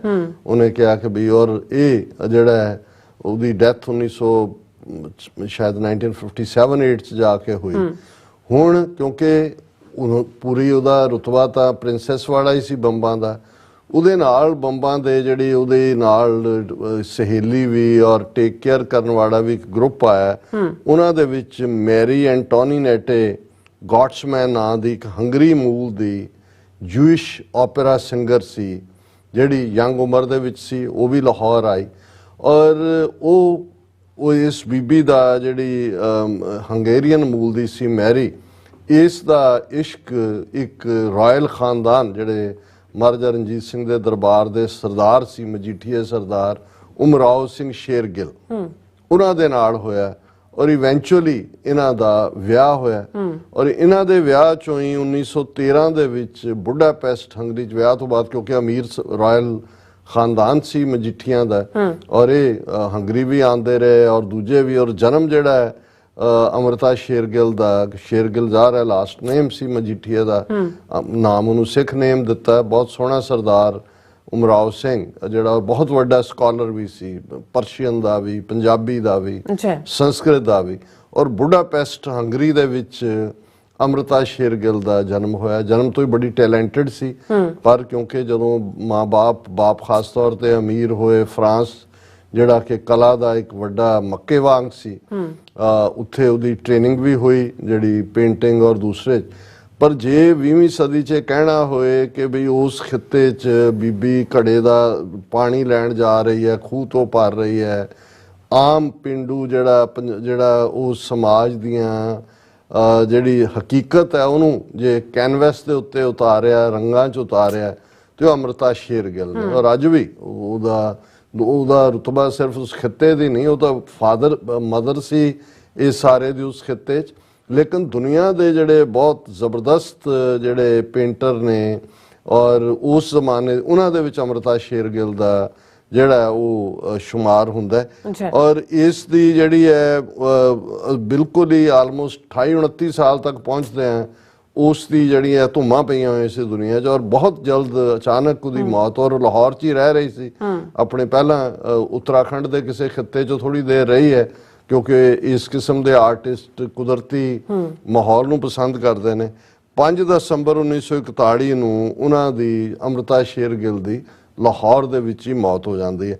ਹੁਣ ਇਸ ਤੋਂ ਅਸੀਂ ਅੰਦਾਜ਼ਾ ਲਾ ਸਕਦੇ ਹਾਂ ਕਿ ਉਹ ਸਿਰਫ 28 ਸਾਲ ਦੀ ਸੀ ਜਦੋਂ ਉਹਦੀ ਮੌਤ ਹੋਈ, ਔਰ ਉਹਨੇ ਇਸ ਲੈਵਲ। ਹੁਣ ਗੱਲ ਇਹ ਨਹੀਂ ਹੈ ਅੰਮ੍ਰਿਤਾ ਸ਼ੇਰਗਿੱਲ ਦੇ ਤਾਂ ਉਹਦੀਆਂ ਪੇਂਟਿੰਗਸ ਦੀਆਂ ਐਗਜ਼ੀਬਿਸ਼ਨਸ ਲੱਗਦੀਆਂ ਨੇ, ਦੁਨੀਆ ਦੇ ਕਲਾਕਾਰਾਂ 'ਚ ਉਹਦਾ ਨਾਮ ਹੈ। ਪਰ ਜਦੋਂ ਮੈਂ ਵਿਰਸੇ ਦੀ ਗੱਲ ਕੀਤੀ, ਹੁਣ ਜਿੱਥੇ ਲਾਹੌਰ ਦੇ ਵਿੱਚ ਅੰਮ੍ਰਿਤਾ ਸ਼ੇਰਗਿੱਲ ਦੀ ਜਿਸ ਘਰ ਦੇ ਵਿੱਚ ਮੌਤ ਹੋਈ 5 ਦਸੰਬਰ 1941 ਨੂੰ, ਹੰਗਰੀ। ਹੁਣ ਹੰਗਰੀ ਮੁਲਕ ਦਾ ਕੀ ਇੰਟਰਸਟ ਹੈ? ਉਮਰਾਓ ਸਿੰਘ ਤਾਂ ਪੰਜਾਬੀ ਸਿੱਖ ਸੀ, ਲੇਕਿਨ ਕਿਉਂਕਿ ਮਾਂ ਉਹਦੀ ਹੰਗਰੀ ਮੂਲ ਦੀ ਸੀ ਔਰ ਉਸ ਮਾਂ ਦੀ ਕੁੱਖ ਚੋਂ ਇਸ ਲੈਵਲ ਦੀ ਇੰਟਰਨੈਸ਼ਨਲ ਪੇਂਟਰ ਜੰਮੀ, ਹੰਗਰੀ ਮੁਲਕ ਨੂੰ ਲੱਗਿਆ ਵੀ ਇਹ ਸਾਡਾ ਵਿਰਸਾ ਹੈ। ਔਰ ਹੰਗਰੀ ਦੇ ਐਂਬੈਸਡਰ ਨੇ ਪਾਕਿਸਤਾਨ ਦੀ ਹਕੂਮਤ ਦੇ ਨਾਲ ਔਰ ਉੱਥੋਂ ਦੇ ਜਿਹੜੇ ਆਰਟ ਕਾਲਜ ਨੇ ਲਾਹੌਰ ਦੇ, ਉਹਨਾਂ ਦੇ ਜ਼ਰੀਏ ਇਹ ਉਹਨਾਂ ਨੇ ਉਸ ਘਰ ਨੂੰ ਐਕਵਾਇਰ ਕੀਤਾ ਔਰ ਉਹਨਾਂ ਨੇ ਕਿਹਾ ਕਿ ਵੀ ਇਹ ਸਾਡਾ ਵਿਰਸਾ ਹੈ ਔਰ ਅਸੀਂ ਇਸ ਘਰ ਨੂੰ ਇੱਕ ਮਿਊਜ਼ੀਅਮ ਦੇ ਵਿੱਚ ਕਨਵਰਟ ਕਰਾਂਗੇ। ਔਰ ਇਹ ਮੇਨ ਨਿਊਜ਼ ਹੀ ਹੈ ਵੀ ਆਲਰੇਡੀ ਉਸ ਘਰ ਦੇ ਬਾਹਰ ਅੰਮ੍ਰਿਤਾ ਸ਼ੇਰਗਿੱਲ ਦੇ ਹੰਗੇਰੀਅਨ ਇੰਡੀਅਨ ਪੇਂਟਰ ਦੇ ਤੌਰ ਤੇ ਉਹਨਾਂ ਦੀ 82ਵੀਂ ਜਿਹੜੀ 82nd ਡੈਥ ਐਨੀਵਰਸਰੀ ਸੀ। 5 ਦਸੰਬਰ 1941 ਨੂੰ ਡੈਥ ਹੋਈ, 5 ਦਸੰਬਰ ਹੁਣੇ ਗੁਜ਼ਰਿਆ। ਸੋ ਇੱਕ ਬਹੁਤ ਵੱਡਾ ਜਿਹੜਾ ਫੰਕਸ਼ਨ ਉੱਥੇ ਕੀਤਾ ਗਿਆ ਔਰ ਉਹਨਾਂ ਦਾ ਜਿਹੜਾ ਐਂਬੈਸਡਰ ਸੀ ਹੰਗਰੀ ਦਾ ਪਾਕਿਸਤਾਨ ਦੇ ਵਿੱਚ, ਉਹ ਆਇਆ, ਟੌਪ ਡਿਪਲੋਮੈਟ, ਮਾਲ ਦੇ ਉੱਤੇ ਉਹ ਘਰ ਹੈ। ਔਰ ਉਹਨਾਂ ਨੇ ਕਿਹਾ ਕਿ as several art lovers and intellectuals gathered for the unveiling of A commemorative plaque and an exhibition to pay homage to the celebrity artist। ਕਿ ਬਹੁਤ ਵੱਡੀ ਨੁਮਾਇਸ਼ ਲੱਗੀ, ਉਹਨਾਂ ਦੀ ਨੇਮ ਪਲੇਟ ਲੱਗੀ ਔਰ ਉਹਨਾਂ ਨੇ ਹੰਗੇਰੀਅਨ ਐਮਬੈਸੀ ਨੇ ਇਹ ਐਲਾਨ ਕੀਤਾ। ਔਰ ਇਹਦੇ 'ਚ Punjab university college of art and design Lahore ਦੇ ਵਿੱਚ ਉਹਨਾਂ ਨੇ ਇਹ ਸੈਰੇਮਨੀ ਕੀਤੀ ਔਰ ਉਹਨਾਂ ਦਾ ਬਹੁਤ ਇੰਟਰਸਟ ਹੈ ਕਿ ਇਹਦੇ 'ਚ 13 ਯੂਨੀਵਰਸਿਟੀਜ਼ ਦੇ ਆਰਟਿਸਟ ਜਿਹੜੇ ਨੇ ਉਹਨਾਂ ਨੇ ਰੈਕ੍ਰੀਏਟਡ, ਉਹਨਾਂ ਦੇ ਕੰਮ ਜਿਹੜੇ ਨੇ ਉਹ ਐਟ ਡਿਸਪਲੇ ਸੀ ਔਰ ਉਹਨਾਂ ਨੇ they recreated the art works of Amrita Shergill with the amalgamation of their ideas to pay homage to the distinguished artist।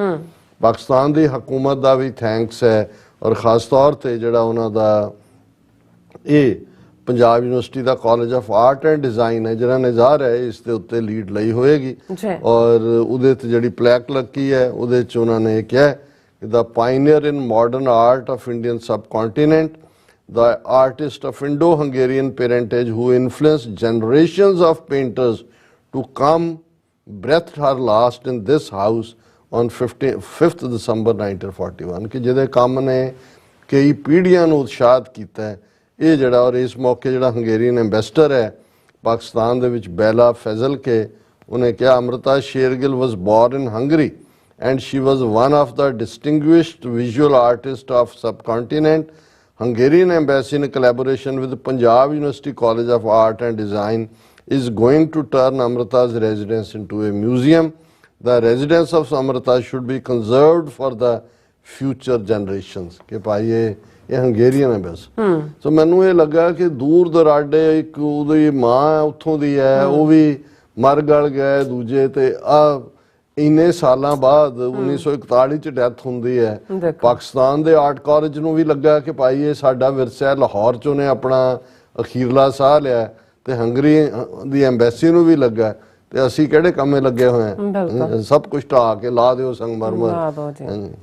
ਜੀ ਡਾਕਟਰ ਸਾਹਿਬ ਤੁਹਾਡਾ ਬਹੁਤ ਬਹੁਤ ਸ਼ੁਕਰੀਆ। ਹੁਣ ਆਪਾਂ ਆਪਣੇ ਵਿਊਅਰਸ ਮੈਸੇਜ ਲੈਣ ਜਾ ਰਹੇ ਹਾਂ ਔਰ ਸਭ ਦਾ ਬਹੁਤ ਬਹੁਤ ਸ਼ੁਕਰੀਆ ਅਦਾ ਕਰਦੇ ਹਾਂ।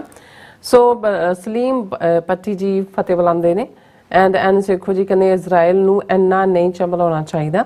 ਤਜਿੰਦਰ ਸਿੰਘ ਜੀ ਫਤਿਹ ਬੁਲਾਉਂਦੇ ਨੇ ਐਂਡ ਸਤਨਾਮ ਸਿੰਘ ਜੀ ਖਾਲਸਾ ਜ਼ਿੰਦਾਬਾਦ, ਸਿੰਘ ਗਰਚਾ ਜੀ ਵੀ ਖਾਲਸਾ ਜ਼ਿੰਦਾਬਾਦ, ਦਵਿੰਦਰ ਸੰਧੂ ਜੀ ਫਤਿਹ ਬੁਲਾਉਂਦੇ ਨੇ ਐਂਡ ਇਸੇ ਤਰ੍ਹਾਂ ਮਨਜੀਤ ਦਿਓਲ ਜੀ ਵੀ ਫਤਿਹ ਬੁਲਾਉਂਦੇ ਨੇ ਔਰ ਕੁਲਦੀਪ ਕੌਰ ਜੀ ਵੀ ਖਾਲਸਾ ਜ਼ਿੰਦਾਬਾਦ ਕਹਿੰਦੇ ਨੇ। ਜਸਵੰਤ ਸਿੰਘ ਜੀ ਵਾਹਿਗੁਰੂ ਕਹਿੰਦੇ ਨੇ ਐਂਡ ਜਸਵੀਰ ਸਿੰਘ ਜੀ ਕਹਿੰਦੇ ਨੇ ਕਿ ਇੰਡੀਆ ਨਾਲ ਬਿਜ਼ਨਸ ਆਪਣੀ ਜਗ੍ਹਾ, ਆਪਣੇ ਨਾਗਰਿਕਾਂ ਦੀ ਸੇਫਟੀ ਪਹਿਲਾਂ, ਇਹ ਅਮਰੀਕੀ ਡਿਪਾਰਟਮੈਂਟ ਕਹਿੰਦਾ ਹੈ। ਬਿਲਕੁਲ ਠੀਕ। ਸੋ ਸੁਰਿੰਦਰ ਧਾਲੀਵਾਲ ਜੀ ਵੀ ਫਤਿਹ ਬੁਲਾਉਂਦੇ ਖਾਲਸਾ ਜ਼ਿੰਦਾਬਾਦ ਕਹਿੰਦੇ ਨੇ। ਨਿਹੰਗ ਸਿੰਘ ਜੀ ਕਹਿੰਦੇ ਨੇ ਆਲਵੇਜ਼ ਗ੍ਰੇਟ ਅਮੇਜ਼ਿੰਗ ਪ੍ਰੋਗਰਾਮ ਔਰ ਓਂਕਾਰ ਸਿੰਘ ਸਾਬਾ ਜੀ ਵੀ ਗੁਰੂ ਸਾਹਿਬ ਕਿਰਪਾ ਕਰਨ, ਜੇ ਪੱਛਮੀ ਤਾਕਤਾਂ ਸਾਡੀ ਬਾਂਹ ਫੜਨ ਤੇ ਜੰਗ ਲੜਨ ਦੀ ਲੋੜ ਪਈ ਤੇ ਅਸੀਂ ਜੰਗ ਲੜਨਾ ਵੀ ਤਿਆਰ ਹਾਂ।